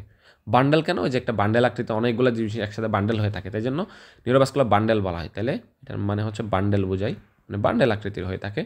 আর হচ্ছে নিউরো মানে কি বলতো, নার্ভ, ব্রেন বা নার্ভ রিলেটেড বা স্নায়ু বোঝাই, এগুলো দিয়ে নিউরো। আর ভাস্কুলার বলি আমরা বলি ভেসেল, ভেসেল থেকে আসছে ওয়ার্ডটা, ভেসেল মানে হচ্ছে রক্তনালী, রক্তনালী অ্যাকচুয়ালি নালী বোঝায় ভেসেল মানে, তো নিউরোভাস্কুলার মানে বোঝায় হচ্ছে রক্তনালীকে বোঝায়। তাহলে স্নায়ু এবং রক্তনালী যে বান্ডেলটা থাকে সেটা কোথায় থাকে সেটা বলতে হবে তোমার, যে আমার সাবমিউকোসাতে থাকে, সাবমিউকোসা লেয়ারের মধ্যে থাকে। এটা সবচেয়ে বেশি ইম্পর্টেন্ট, এটা এমসিকিউতে দিয়ে দিতে পারে যে সাবমিউকোসা লেয়ারে কী থাকে, ধমনী, শিরা, দেন হচ্ছে আমার স্নায়ু থাকে, অথবা হচ্ছে একসাথে বলতে গেলে নিউরোভাস্কুলার বান্ডেল থাকে। ওকে, দেন মাসেল লেয়ার আমরা পাচ্ছি, দেখো এরপরে আমরা মাসেল লেয়ার পাচ্ছি। এখানে 3 ধরনের মাসেল আমরা অলরেডি দেখতে পাচ্ছি। দেখো উপরের অংশে এই যে এতটুকু অংশে একটা মাসেল পাচ্ছি আমরা, এতটুকু অংশে লম্বা লম্বা মাসেল পাচ্ছি, এতটুকু অংশে আমরা এখানে আরও অন্য মাসেল পাচ্ছি। তাহলে 3টা লেয়ার আমরা মাসেল পাচ্ছি, তাই না? এই যে দেখো একটা লেয়ার, দেন 2টা লেয়ার এরকম, আর একটা হচ্ছে আমি এলোপাতারি করে দিলাম, 3টা লেয়ারে মাসেল পাচ্ছি। আমরা আলাদা করে দেখবো অবশ্যই ইনশাল্লাহ। তো এইটা হচ্ছে আমরা 3টা মাসেলের লেয়ারও পেয়ে গেলাম। দেন বাইরের দিকে সেরোসা থাকে। সেরোসাতে কী পাওয়া যায়, যে সেরোসাতে সেরাস ফ্লুইড পাওয়া যায়। তাহলে এটা আমি ডিটেলস পরে বলতেছি, আপাতত তোমরা আসলে বুঝছো কিনা, যে দেখো আমরা একটা যদি এই যে আমাদের গ্যাস্ট্রিক যে পড়ছি আমরা অলরেডি, গ্যাস্ট্রিক যে মানে পাকস্থলীর যে প্রাচীর পড়ছি, এটাকে যদি আমরা কাট করি এবং জুম ইন করি, অনেক বড় করি, তাহলে দেখতে পাবো উপরের অর্ধেক অংশে, প্রায় অংশে মিউকাস লেয়ার পাচ্ছি। দেন নিচের দিকে সাবমিউকাস। সাব কেন হলো বলো তো? সাব মানে হচ্ছে নিচে, তাহলে মিউকাসের নিচে, তার মানে সাবমিউকাস। দেন মাসেল লেয়ার পাচ্ছি, অনেকগুলো মাসেল পাচ্ছি। এখানে আমরা 3 ধরনের টোটাল মাসেল পাবো, এটা হচ্ছে অবলিক, এটা হচ্ছে সার্কুলার, একটা হচ্ছে লঙ্গিচুডিনাল, আমরা বলবো একটু পরে। দেন সাবসেরোসা পাচ্ছি। সেরোসা কেন? সেরোসা যেহেতু বাইরের দিকে, এই যে বাইরের দিকে সেরোসা যদি হয়, তা বাইরের একটু ভিতরের দিকে থাকলে তাহলে আমরা সেরোসার নিচে থাকবে, ঠিক আছে? এই জন্য সাবসেরোসা বলা হয়। ওকে, দেন আমরা হচ্ছে দেখো এবার আমরা যদি এগুলোর নামগুলো লিখি, যে পাকস্থলীর লেয়ার বা হচ্ছে স্তর, তাহলে বলো কয়টা স্তর থাকে আমাদের? টোটাল আমাদের 5টা স্তর থাকে, 5টি স্তর থাকে। তোমাদের বইয়ে খুব সম্ভবত এই লেয়ার সম্পর্কে কিছু বলা নাই, বাট পরিপাক বুঝতে গেলে এটা মাস্ট। তাহলে আসো, প্রথম লেয়ারের নাম পাইছি আমরা কি? মিউকোসা, ঠিক আছে? মিউকোসা লেয়ার ভাব, এটাকে বলা হয় মিউকোসা, হ্যাঁ মিউকাস লেয়ার। তো মিউকোসা লেয়ার, এটার ইম্পর্টেন্স কি বলতো? এখানে হচ্ছে মিউকাস ক্ষরণ করে। আমরা অলরেডি বলছি কিন্তু মিউকাস কী জিনিস ক্ষরণ করে, এটা আগের ক্লাসে তোমরা অবশ্যই একটু দেখে নিবা যদি তোমরা দেখে না থাকো। মিউকাস ক্ষরণ করে, মিউকাসের কাজ কি সেটা হচ্ছে এখানে অনেক কিছু কাজ করে। এবং এখানে কি থাকে মিউকাসে? এখানে থাকে হচ্ছে আমার এখানে গ্যাস্ট্রিক গ্ল্যান্ডগুলো থাকে, ওই যে আমরা কালকে কিন্তু পরিপাক গ্রন্থিগুলো নিয়ে কথা বলছি। এখানে প্রথম ছিল লালা গ্রন্থি, দ্বিতীয় ছিল গ্যাস্ট্রিক গ্রন্থি। এই যে আমরা গ্যাস্ট্রিক গ্রন্থিতে চলে আসলাম, তাহলে এখানে থাকে গ্যাস্ট্রিক গ্ল্যান্ড থাকে। গ্যাস্ট্রিক গ্ল্যান্ড নিয়ে আমরা ডিটেলসে পড়াশোনা করবো আজকে। আচ্ছা, 2 নম্বরে থাকে, আমরা বলছি মিউকাসের নিচে থাকবে, তাহলে কী হবে? মিউকোসার নিচে থাকবে মিউকোসা। সাব মানে কি বলো তোমরা? সাব মানে হচ্ছে নিচে, আর মিউকাসা মানে তো মিউকোসা। তাহলে মিউকোসার নিচে, তার মানে সাবমিউকোসার লেয়ার থাকবে। তো সাবমিউকোসার লেয়ারে কী থাকে বলো? আমি অলরেডি বলে ফেলছি যে আমার এখানে রক্তনালী প্লাস স্নায়ু থাকবে, ঠিক আছে? এখানে এটাকে বলা হয় হচ্ছে মিসনার্স, তোমরা পাবা এটা তোমাদের বই সম্ভবত এভাবে লেখা আছে, এটা মিসনার্স প্লেক্সাস। এটা তোমরা ওই যে পরিপাকের স্নায়ু এবং হরমোনের ভূমিকা যখন পড়বা তখন মিসনার্স প্লেক্সাস নিয়ে পড়াশোনা করবা। তো মিসনার্স প্লেক্সাসটা কী জিনিস আমি যদি শর্ট করে বলি তোমাকে, এই মিসনার্স প্লেক্সাসে বলা হয় আমাদের সেকেন্ড ব্রেন, সেকেন্ড ব্রেন।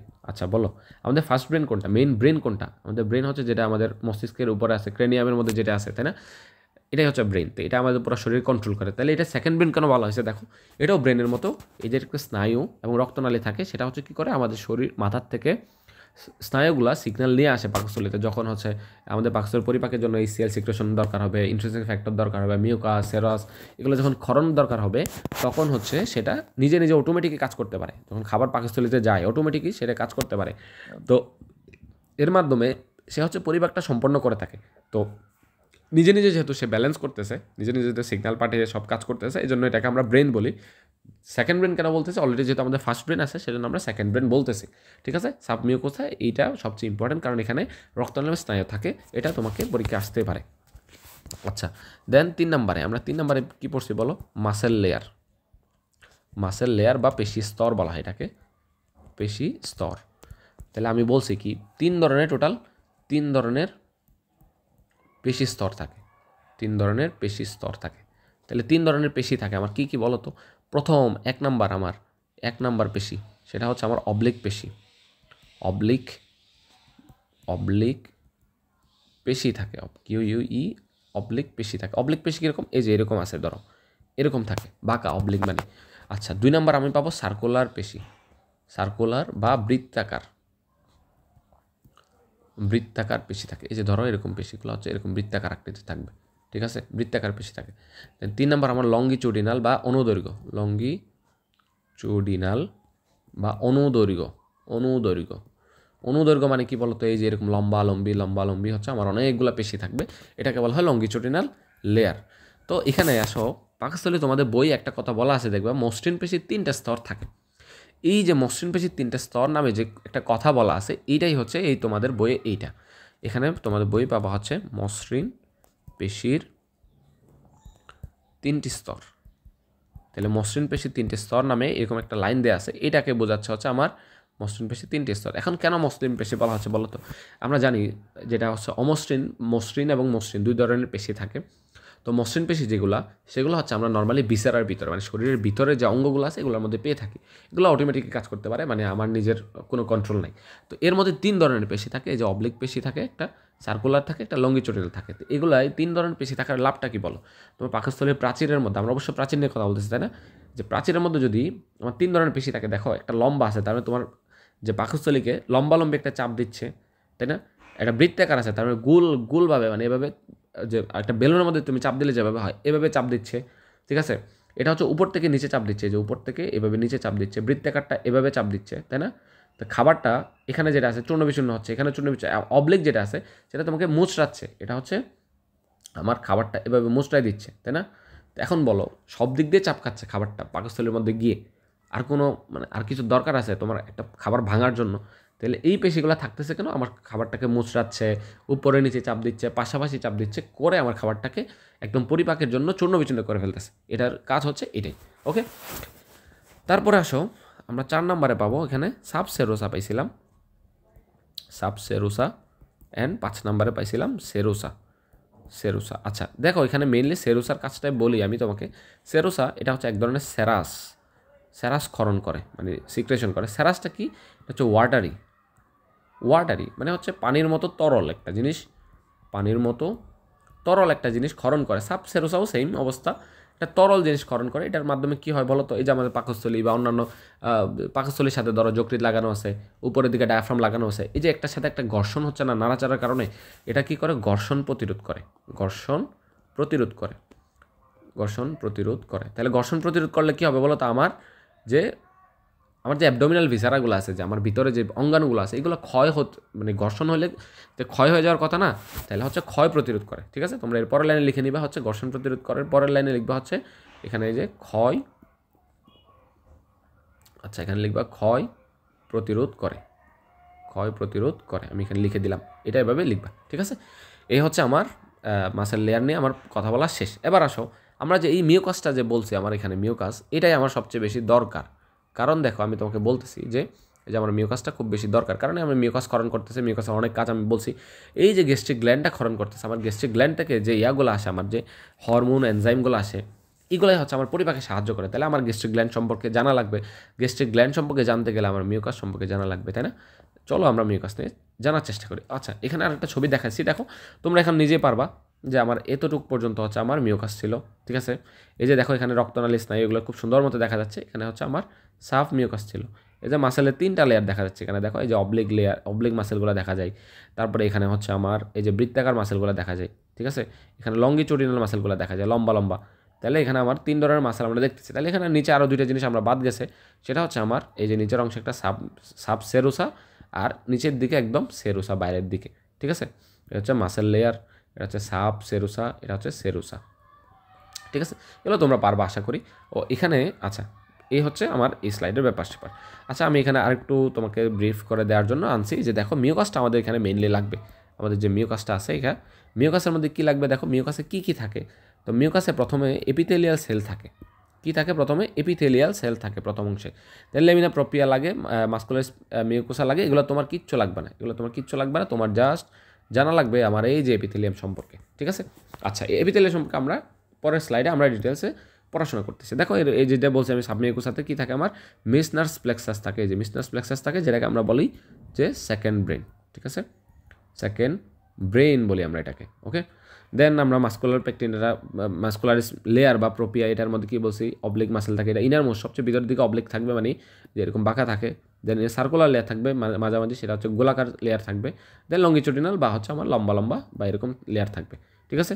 সাবসেরুসা, সেরুসার মধ্যে আমার এখানে কী হবে? সেরাস সিক্রেশন হবে, ক্ষরণ হবে, ঠিক আছে? এটা হচ্ছে তোমাদের জন্য আমি শর্টলি নিয়ে আসছি এটা, ঠিক আছে? এটা তোমরা আশা করি বুঝছো। আচ্ছা, এবার আসলে গ্যাস্ট্রিক গ্রন্থি নিয়ে আমরা পড়াশোনা করবো। তোমাদের বইয়ে দেখো আগে প্রথমত, তোমাদের বইয়ে আসলে কিছু ভুল জিনিস দেওয়া আছে, ভুল ইনফরমেশন দেওয়া আছে, এটা নিয়ে আমি বলতেছি। বাট আগে দেখো পাকস্থলী কী বলছে? থলি সদৃশ সংগ্রহ। আমরা আগে বলছি পাকস্থলী কেন হইলো থলি সদৃশ? প্রাচীরে পেশি থাকে, আমরা বলছি 3 ধরনের পেশি, মিউকাস দিয়ে গঠিত, আমরা বলছি মিউকোসা দিয়ে, মিউকোসা থাকে। আচ্ছা, মিউকোসের স্তরটি দেখো, আমরা মিউকোসা নিয়ে পড়াশোনা করতেছি। মিউকোসের স্তরটি সরল স্তম্ভাকার, স্তম্ভ আকৃতির। তাহলে স্তম্ভ কী জিনিস? এই যেরকম স্তম্ভ আকৃতির থাকবে, এপিথেলিয়ামে আবৃত থাকে। আমি এখানে বলছি অলরেডি যে আমরা এই যে এপিথেলিয়াম নিয়ে আজকে পড়াশোনা করবো মেনলি। তাহলে এখানে এপিথেলিয়াম নিয়ে আবৃত থাকে বলছে। আচ্ছা, এখানে 3.5 মিলিয়ন গ্যাস্ট্রিক পিট থাকে, এটা মনে রাখিও ইনফরমেশন। তারপরে বলছে গ্যাস্ট্রিক পিট গ্যাস্ট্রিক গ্রন্থি ধারণ করে, যে দেখছো এপিথেলিয়ামের মধ্যে গ্যাস্ট্রিক গ্রন্থিগুলো ধারণ করতেছে। তাহলে আমাদের গ্যাস্ট্রিক গ্রন্থি সম্পর্কে জানা লাগবে। এখন আসো গ্যাস্ট্রিক গ্রন্থি কী জিনিস? এক ধরনের নলাকার গ্রন্থি। আমি বলছিলাম যে এই দেখে দেখাও গ্যাস্ট্রিক গ্ল্যান্ড বলছিলাম আমি, এই যে এখানে দেখো আমি গ্ল্যান্ড বলছিলাম, যেটা গ্যাস্ট্রিক গ্ল্যান্ড, এটা হচ্ছে নলাকার। দেখো এদিকে নলের মতো নিচের দিকে, এগুলো হচ্ছে নলাকার গ্রন্থি, তাই না? এই যে আমার এদিকে নলের মতো এদিকে আছে, এগুলো হচ্ছে আমার নলাকার গ্রন্থি। আচ্ছা, তারপরে লাইন কী বলছে দেখো, একদম প্রতিটা লাইন বাই লাইন তোমরা দেখো পারবা এখন ইনশাল্লাহ। আচ্ছা, কী বলছে? নলাকার গ্রন্থি এবং 4 ধরনের। কয় ধরনের বলছে? ভালো মতো খেয়াল করো। কয় ধরনের? 4 ধরনের। কয় ধরনের? 4 ধরনের। বলো আমার মুখোমুখি কয় ধরনের? 4 ধরনের। আচ্ছা, 4 ধরনের কোষ নিয়ে গঠিত। আচ্ছা, প্রত্যেক কোষের ক্ষরণ পৃথক, মানে এগুলা কোষগুলো কাজ হচ্ছে ক্ষরণ করা। এই সবাইকে একসাথে বলে গ্যাস্ট্রিক জুস। তা বলো গ্যাস্ট্রিক গ্ল্যান্ড যদি কোনো ক্ষরণ করে থাকে আমরা গ্যাস্ট্রিক জুস বলবো, তাই না? আচ্ছা, বলছে একদম পূর্ণবয়স্ক মানুষ 2 লিটার গ্যাস্ট্রিক জুস ক্ষরণ করে। এটা একটু মনে রাখবো অবশ্যই। আমরা আগে পড়ছিলাম লালাগ্রন্থি কত, সেটা হচ্ছে আমাদের লালাগ্রন্থির ক্ষরণ ছিল আমাদের 1500 ml, 1200 থেকে 1500 ml ছিল। আর এখানে হচ্ছে এটা 2 লিটার, মানে হচ্ছে 2000 ml। তাহলে এটা গ্যাস্ট্রিক গ্রন্থি আরও বেশি ক্ষরণ করতেছে, ওকে? ঠিক আছে, তারপরের লাইনে কি বলছে দেখো, গ্যাস্ট্রিক গ্রন্থির কোষগুলোর কাজ নিচে নিম্নরূপ। আচ্ছা, এই যে আমরা বলছি কয় ধরনের, এখানে 4 ধরনের। দেখো তো এখানে তোমাদের এখানে বইয়ে কয় ধরনের, স্যারে কয় ধরনের দিছে, আমাদের আজমল স্যার, সম্মানিত আজমল স্যার 6 ধরনের দিয়ে বসে আছে। হইলো এটা কোনো, উপরে বলছে 4 ধরনের। এটার মেন ফ্যাক্ট আমি বলি, এটা নতুন এডিশনের বই। তো তোমাদের নতুন এডিশনের বইয়ে কিন্তু 6 ধরনের দেওয়া আছে, বাট আমরা যে পুরাতন এডিশনে পড়ছি বা আগের যে বইগুলো ছিল, এগুলো সব জায়গায় 4 ধরনের ছিল। তাহলে এখন কথা হচ্ছে ভাইয়া 6 ধরনের যদি থাকে, এখানে উপরে বলছে 4 ধরনের, তাহলে এখানে 6 ধরনের, তার মানে 2 ধরনের বাদ যাবে। কোন 2 ধরনের বাদ যাবে সেটা যদি আমি তোমাকে দেখাই দিই, কোন 2টা বাদ যাবে সুন্দর মতো দেখো, এগুলো হচ্ছে, এই 2টা হচ্ছে বাদ যাবে, এই 2টা হচ্ছে বাদ যাবে। তাহলে বাকি থাকে আমাদের এই 4টা। আমরা এই 4টা নিয়ে আজকে মেনলি পড়াশোনা করব, বাট আমি বাকি 2টা সম্পর্কে তোমাদের জাস্ট লাইনটা বুঝাই দিব, এক লাইনে বলে দেবো, ঠিক আছে? তাহলে আমাদের টোটাল 4 ধরনের কোষ পাচ্ছি আমরা, 6 ধরনের বলবো না কিন্তু, স্যারের যেহেতু আগে 4 ধরনের বলছে আমরা স্যারের এই কথাটা ধরে আগাবো, ঠিক আছে? তাহলে 4 ধরনের কোষে আমরা কী কী পাচ্ছি দেখো। প্রথমে আমরা পাচ্ছি অক্সিনটিক কোষ, ঠিক আছে? 2 নম্বরে পাচ্ছি মিউকাস কোষ, 3 নম্বরে জাইমোজেনিক কোষ, এটাকে অন্য নামে চিফ কোষ বলা হয়। দেন আমরা গ্যাস্ট্রিক কোষ বা জি কোষ পাচ্ছি, জি সেল পাচ্ছি, ঠিক আছে? আমরা টোটাল এই 4 ধরনের সেল নিয়ে কথা বলবো। এই নিয়ে তোমাদের বইয়ে পড়ানোর আগে আমি নিজে একটু তোমাদের পড়াই দিতে চাচ্ছি। দেখো আমরা চার ধরনের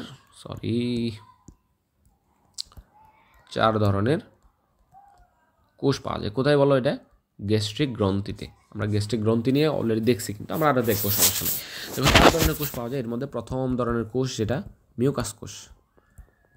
মিউকাস কোষের মধ্যে হচ্ছে আমার আরও অনেক ধরনের। মিউকাস কোষের মধ্যে আসলে 2 ধরনের পাওয়া যায়। একটা সারফেস মিউকাস, এই যে সারফেসের দিকে থাকবে, আরেকটা হচ্ছে আমার মিউকাস নেক সেল। দেখো এই যে সারফেসের দিকে যদি থাকে আমার এদিকে সারফেসের দিকে, মানে বাইরে সারফেসের দিকে, এগুলো বলে সারফেস মিউকাস বলবো। এই যে নেক মানে গলা বোঝায়, দেখো এটা কিন্তু একটু মোটা, ঠিক আছে, এদিকে সারফেস থাকে।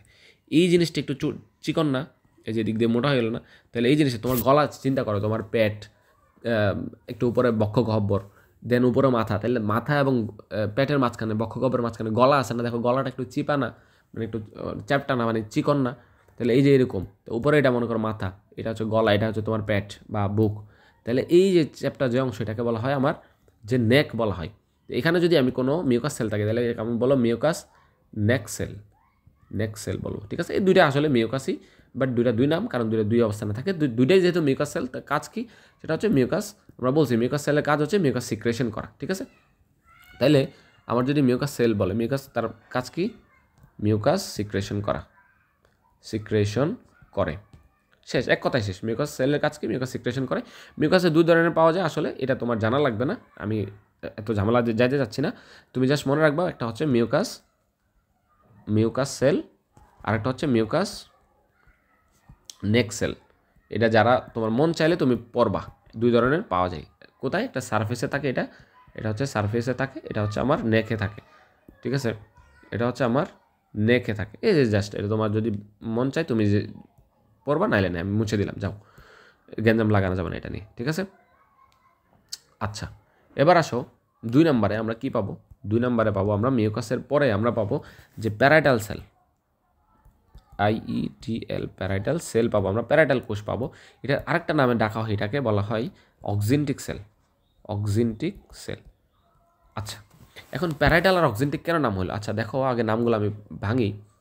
সেটা হচ্ছে, আচ্ছা দেখো, প্যারাইটাল, আরেকটা কি বলছি আমরা? অক্সিনটিক অথবা অক্সিনটিক সেল। আমার 2 ধরনের সেল আমরা পাচ্ছি, ঠিক আছে। তাহলে আমার যদি প্যারাইটাল সেল কেন হলো? দেখো প্যারাইটাল মানে হচ্ছে 500 বা পাশাপাশি, তাই না? 500, আর সেল মানে তো হচ্ছে কোষ, ঠিক আছে। অক্সিন মানে হচ্ছে আমার ধারালো, ঠিক আছে। অক্সিন মানে ধারালো কোনো একটা কোষ, এটা হচ্ছে কোষ। তাহলে প্যারাইটাল সেলের 2টা নাম, একটা হচ্ছে প্যারাইটাল সেল 500 সেল। তাহলে কেন এটা পাশাপাশি থাকে?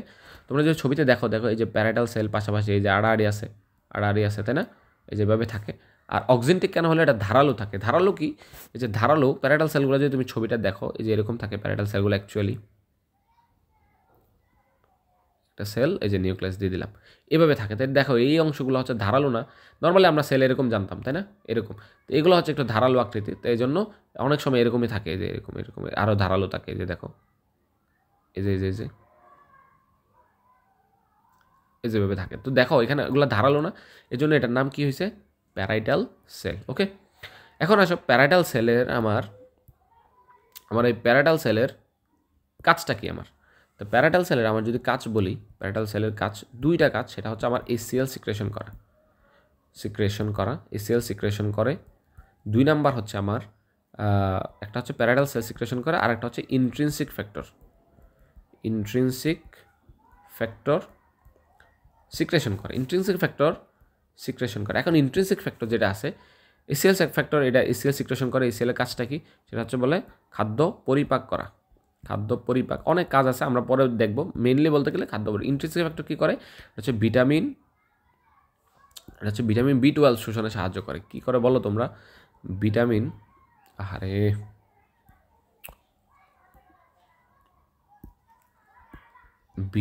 আমার B12 শোষণে সাহায্য করে। এখন ভিটামিন B12 শোষণে সাহায্য করা মানে কি? ভিটামিন B12কে শোষণ করে রক্তে পাঠিয়ে দেয়। আমার এগুলো লাগবে না, ভিটামিনগুলো লাগবে না আমার শরীরের জন্য, সেলের জন্য। তো রক্তে পাঠিয়ে দিলে কী হবে? রক্তের মাধ্যমে সেলে যাবে, মানে কোষে যাবে। কোষে হচ্ছে পরবর্তীতে কাজ করতে পারবে, কোষের নিজের যে দরকার ভিটামিন B12 সেটা নিয়ে কাজ করতে পারবে। এই জন্য আমার এটা দরকার। তাহলে মেইনলি যে ইম্পর্টেন্ট জিনিস সেটা হচ্ছে আমার প্যারাইটাল সেল। এটা না জানলে তোমার অন্যায়। ওকে, তারপর আসো 3 নম্বরে। আমরা 3 নম্বরে পাবো হচ্ছে পেপটিক সেল। পেপটিক সেল এটার অন্য নাম হচ্ছে চিফ সেল। ঠিক আছে, চিফ সেল কেন? চিফ সেল কেন? এটা হচ্ছে প্রধান কোষ। এটার কাজ কি? চিফ সেল হচ্ছে আমার পেপসিনোজেন ক্ষরণ করে। এটা মেইন কাজ হচ্ছে পেপসিনোজেন ক্ষরণ করে। এছাড়াও গ্যাস্ট্রিক লাইপেজ নামে একটা এনজাইম পাওয়া যায়, লাইপেজ এনজাইম সিক্রেশন করে, এনজাইম ক্ষরণ করে। ঠিক আছে, এই দুইটা তোমরা মেনলি জানবা হচ্ছে পেপসিনোজেনকে ক্ষরণ করে পেপসিনোজেনকে। তো পেপসিনোজেন কিন্তু তোমরা জানো নিষ্ক্রিয়, তো এটাকে সক্রিয় করকে এই যে সেল এসে সক্রিয় করে দেন খাদ্যের পরিপাক হয়। দেন 4 নম্বর আমরা বলছি 4টা জানবো আমরা শুধুমাত্র। আমরা বলবো জি সেল বা এটাকে বলা হয় গ্যাস্ট্রিন সেল বলা হয়। তো গ্যাস্ট্রিন সেলের কাজ কি? যেহেতু গ্যাস্ট্রিন নাম, তাইলে হচ্ছে আমার গ্যাস্ট্রিন এটা কোনো এনজাইম না, এটা হচ্ছে কি হরমোন ক্ষরণ করে। আমি তোমাদের গত ক্লাসে একটা জিনিস বলছিলাম যে পরিপাক গ্রন্থির মধ্যে গ্রন্থিগুলা 2 ধরনের হয়, হয় বহিঃকরা নয় অন্তঃকরা অথবা মিশ্র গ্রন্থি হইতে পারে। তো মিশ্র গ্রন্থি কখন বলে? আমরা বহিঃকরা অন্তঃকরা দুইটাই হইলে আমরা কি বলি? এটাকে বলি আমরা মিশ্র গ্রন্থি। আমি বলছিলাম যে লালা গ্রন্থি যদিও বহিঃকরা গ্রন্থি, বাট গ্যাস্ট্রিক গ্রন্থি, যকৃৎ, অগ্নাশয় এরা 3টাই হচ্ছে কি আমার মিশ্র গ্রন্থি। কেন? এটা হরমোন এবং এনজাইম দুইটাই সিক্রেশন করে। তাইলে আমার কথাটা মিলছে কিনা দেখো, যে আমার যে গ্যাস্ট্রিক যে গ্রন্থি আছে এর মধ্যে হচ্ছে পেপসিনোজেন, এগুলো হচ্ছে কি এনজাইম, তাই না? পেপসিনোজেন এনজাইম ক্ষরণ করতেছে, একই সাথে গ্যাস্ট্রিন এই যে হরমোন এটা সিক্রেশন করতেছে। তাহলে এই যে হরমোন এবং এনজাইম দুটোই সিক্রেশন করতেছে, যার কারণে আমরা এই গ্যাস্ট্রিক গ্ল্যান্ডকে কি বলবো? আমরা এই যে গ্যাস্ট্রিক গ্ল্যান্ড এটাকে আমরা কি বলবো এখন? সেটা হচ্ছে মিশ্র গ্রন্থি। কেন? আমি বলছিলাম এটা হচ্ছে এনজাইম বা হচ্ছে ক্ষরণ দুইটাই যদি সিক্রেশন করে তাহলে আমরা তাকে বলি মিশ্র গ্রন্থি বা মিক্সড গ্ল্যান্ড। ওকে, পাইছো না এখন? ওকে, এতটুকু হচ্ছে আমাদের 4টা। এখন তোমাদের বইয়ে আরও আছে, দেখো হিসাব, যে স্যারে বলছে যে 6 ধরনের, টোটাল 4 ধরনের বলছে, আবার 6 ধরনের দিচ্ছে, তাহলে আমরা 4 ধরনের পড়ে ফেলছি। তোমাদের বইয়ে তোমরা মিলাই দেখবা সব ঠিকঠাক মতো আছে। এখন এক্সট্রা যে 2টা কথা স্যারে বলছে এটা হচ্ছে কি? সেটা হচ্ছে আর্জেন্টাফাইন কোষ, যেটা দানাদার সেরোটোনিন নিঃসরণ করে এবং হচ্ছে যেটার মাধ্যমে পেরিস্টালসিস নিয়ন্ত্রণ করে। যে সেরোটোনিন এটা হচ্ছে আমাদের যে পেশির উপর কাজ করে, তখন হচ্ছে খাদ্যটা সামনের দিকে আগায়। ঠিক আছে, দেন হচ্ছে আমাদের এন্টারোক্রোমাফিন বলছে, এটা হিস্টামিন ক্ষরণ করে, যেটা আসলে হিস্টামিনটা অ্যালার্জি প্রতিরোধ করে। এখানে যদি কোনো ভাইরাস ব্যাকটেরিয়া আক্রমণ করে তো অ্যালার্জি হয়, তাহলে সেটা প্রতিরোধ করে। এই জন্যই জাস্ট এই 2টা নাম তোমরা মনে রাখবা, বাট মেজরলি মনে রাখবা এই 4 ধরনের কোষ। কারণ এই যে ওয়ার্ল্ড ওয়াইড যে সিলেবাস আছে অথবা হচ্ছে আমাদের যে মেডিকেলের যে কারিকুলামের সিলেবাস আছে, এখানে 4 ধরনের কোষ নিয়ে আসলে বলা হয়। তার মানে অ্যাকচুয়ালি 4 ধরনের সেলে থাকে, বাট এই 2টা স্যার এক্সট্রা বলছে। এখন কোত্থেকে বলছে আল্লাহ জানে, স্যারে যেহেতু বলছে পরীক্ষা আসতেও পারে, যেহেতু এই বই ধরেই অনেক সময় কোয়েশ্চেন করা হয়, তোমরা জাস্ট জানার জন্য পড়ে নিবা, বাট মেইনলি 4টা মনে রাখবা। আচ্ছা, এখানে তোমাকে আরেকটু ভিজুয়ালাইজেশন দেওয়ার চেষ্টা করছি। দেখো এই যে আমরা ওই যে বলছিলাম যে আমাদের মিউকাস ছিল, ঠিক আছে, মিউকাস ছিল,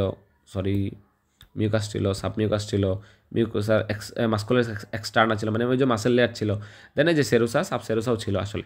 তো এটাকে যদি আমি এই যে মিউকাস অংশ নিয়ে আমরা আসলে পড়াশোনা করবো বলছিলাম মেনলি, তো মিউকাস অংশ দিয়ে আমি যদি আরও জুম করি তাহলে আমি পাচ্ছি, দেখো গ্যাস্ট্রিক পিট এবং গ্যাস্ট্রিক গ্ল্যান্ড। আমরা গ্যাস্ট্রিক গ্ল্যান্ড অলরেডি পড়ে ফেলছি, এই যে গ্যাস্ট্রিক গ্ল্যান্ড নলাকার থাকে, তাই না? এখানে এপিথেলিয়াম সেল থাকে, যে 4 ধরনের সেল থাকে, সেলগুলো কাজকে পড়ে ফেলছে। এখন গ্যাস্ট্রিক পিট, এই যে স্যারে যে এতটুকু যে গ্যাস্ট্রিক পিট বললো, এটা নিয়ে আমরা একটু দেখি জাস্ট। এটা গ্যাস্ট্রিক পিট মানে কি? এখন দেখো এই যে এটা, এই যে পিঠ, এগুলাকে বলা হয় হচ্ছে আমার পিঠ। এই যে দেখো এগুলো হচ্ছে পিঠ মানে হচ্ছে বোঝাই, এই যে পিঠ তোমরা হচ্ছে বুটানের প্রথম অধ্যায় পড়তে গেলে বাবা হচ্ছে পিঠ থাকে সেল মেমব্রেনের মধ্যে। তো পিঠ মানে হচ্ছে কোয়া বোঝা না তোমরা? কোয়া, ওই যে পানি তুলে, যে পানি আগে কোয়া থাকতো, যে এটা গর্ত আকৃতির, নিচে পানি থাকতো, বালতি দিয়ে হচ্ছে টেনে পানি তুলে, তো কোয়া আকৃতি। দেখো এই যে কোয়া আকৃতির না, দেখো না, এই যে এদিকে পিঠ এদিকে, দেখছো? এই জন্য এটাকে বলা হয় পিট, এবং এটার নিচের দিকে থাকে আমাদের এই যে গ্ল্যান্ডগুলো এখানে থাকে। তো এখানে গ্ল্যান্ডে অনেক ধরনের সেল থাকে, আমরা অলরেডি পড়াশোনা করে ফেলছি। তো এখানে যদি আরও তুমি জুম করো তাহলে দেখবা এই যে সেলগুলো, দেখো আমি বলছিলাম প্যারাটাল সেল, এই যে দেখো প্যারাটাল সেল, এই যে দেখছো, এই যে দেখছো একদম ধারালো, এই যে প্যারাটাল সেলটা এরকম থাকে, এটা হচ্ছে নিউক্লিয়াস। এই জন্য এবং পাশাপাশি থাকে, দেখছো এই যে প্যারাটাল সেল, এই যে হচ্ছে পাশাপাশি থাকে, এই কারণে এটার নাম প্যারাটাল সেল। আচ্ছা, এরপরে চিপ সেল ছিল, অনেক কাহিনী ছিল, এগুলোর দরকার নাই। এই যে আমি আরও গ্যাস্ট্রিক পিটটা আরও দেখাইছি, দেখো যে কূপ আকৃতি, দেখছো ছোটো ছোটো গর্ত আকৃতি, এগুলোকে বলা হয় পিট। তো এতটুকু হচ্ছে পিট আমার যদি এতটুকু পিট হয় এগুলা, তো বলছি এটা হচ্ছে গ্যাস্ট্রিক পিট, এবং নিচের দিকে আমার গ্যাস্ট্রিক গ্ল্যান্ড থাকে, এইগুলো হচ্ছে আমার গ্ল্যান্ড। এখানে অনেকগুলো সেল ছিল, আমরা অলরেডি পড়ছি কী সেল ছিল। ওই যে বলছিলাম আমি সারফেস এপিথেলিয়ামে যে সারফেস মিউকাস সেল ছিল, মিউকাস নেক সেল ছিল, প্যারাটাল সেল পড়ছি আমরা অলরেডি, যেটা এই সেল ক্ষরণ ইন্ট্রিনসিক ফ্যাক্টর ক্ষরণ করে, এই যে গ্যাস্ট্রিক গ্ল্যান্ডের কথাই আমরা বলতেছি। আর চিপ সেল ছিল অলরেডি, আর জি সেল ছিল এখানে একটা, জি সেল ছিল যেটা গ্যাস্ট্রিন হরমোন ক্ষরণ করে, ঠিক আছে। এই হচ্ছে আবার গ্যাস্ট্রিক গ্ল্যান্ডে আরও আমি বলছি, দেখো গ্যাস্ট্রিক গ্ল্যান্ডে সেম গ্যাস্ট্রিক পিট, গ্যাস্ট্রিক গ্ল্যান্ড, এটাকে মিউকাস সেল বলছি, মিউকাস সেল একটু এরকমই হয়। দেন মিউকাস নেক সেল সেম দেখতে, এই যে দেখো প্যারাইটাল সেল আমি বলছি না ধারালো, দেখছো এই যে ধারালো অংশগুলো, এই জন্য এটাকে বলা হয় প্যারাইটাল সেল বা অক্সেন্টিক সেল বলা হয় আসলে। দেন চিপ সেল, এটা একটু মেনলি চিপ সেলের কাজ কি পেপসিনোজেন এনজাইম সিক্রেশন করা, এটা এনজাইম সিক্রেশন করে। আর যে জি সেল যেটা, এটা হচ্ছে আমার হরমোন সিক্রেশন করে।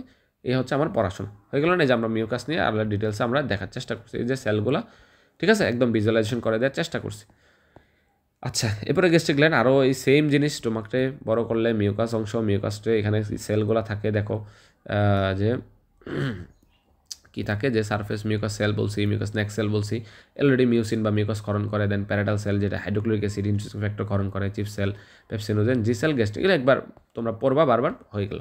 আচ্ছা, আমি আরেকটা জিনিস এক্সট্রা তোমাকে অ্যাড করতে চাই এখানে, সেটা হচ্ছে প্যারাইটাল সেল কীভাবে এসিএল, যে আমরা বারবার বলতেছি প্যারাইটাল সেল এসিএল ক্ষরণ করতেছে এবং এই এসিএলের কারণে মেইনলি এটার কারণে পরিপাক শুরু হইতেছে। তাহলে আমরা জানবো প্যারাইটাল সেল কীভাবে আমার এসিএল সিক্রেশন করে।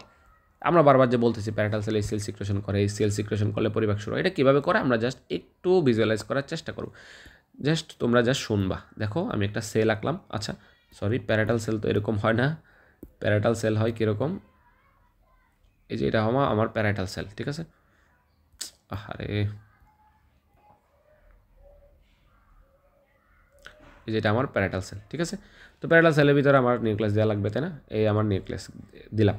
এখন প্যারাইটাল সেলের আমরা ওই পাশে দিব হচ্ছে আমাদের গ্যাস্ট্রিক লুমেন, ধরো এইদিকে আছে আমার ব্লাড, যে এটা হচ্ছে আমার ব্লাড ভেসেল।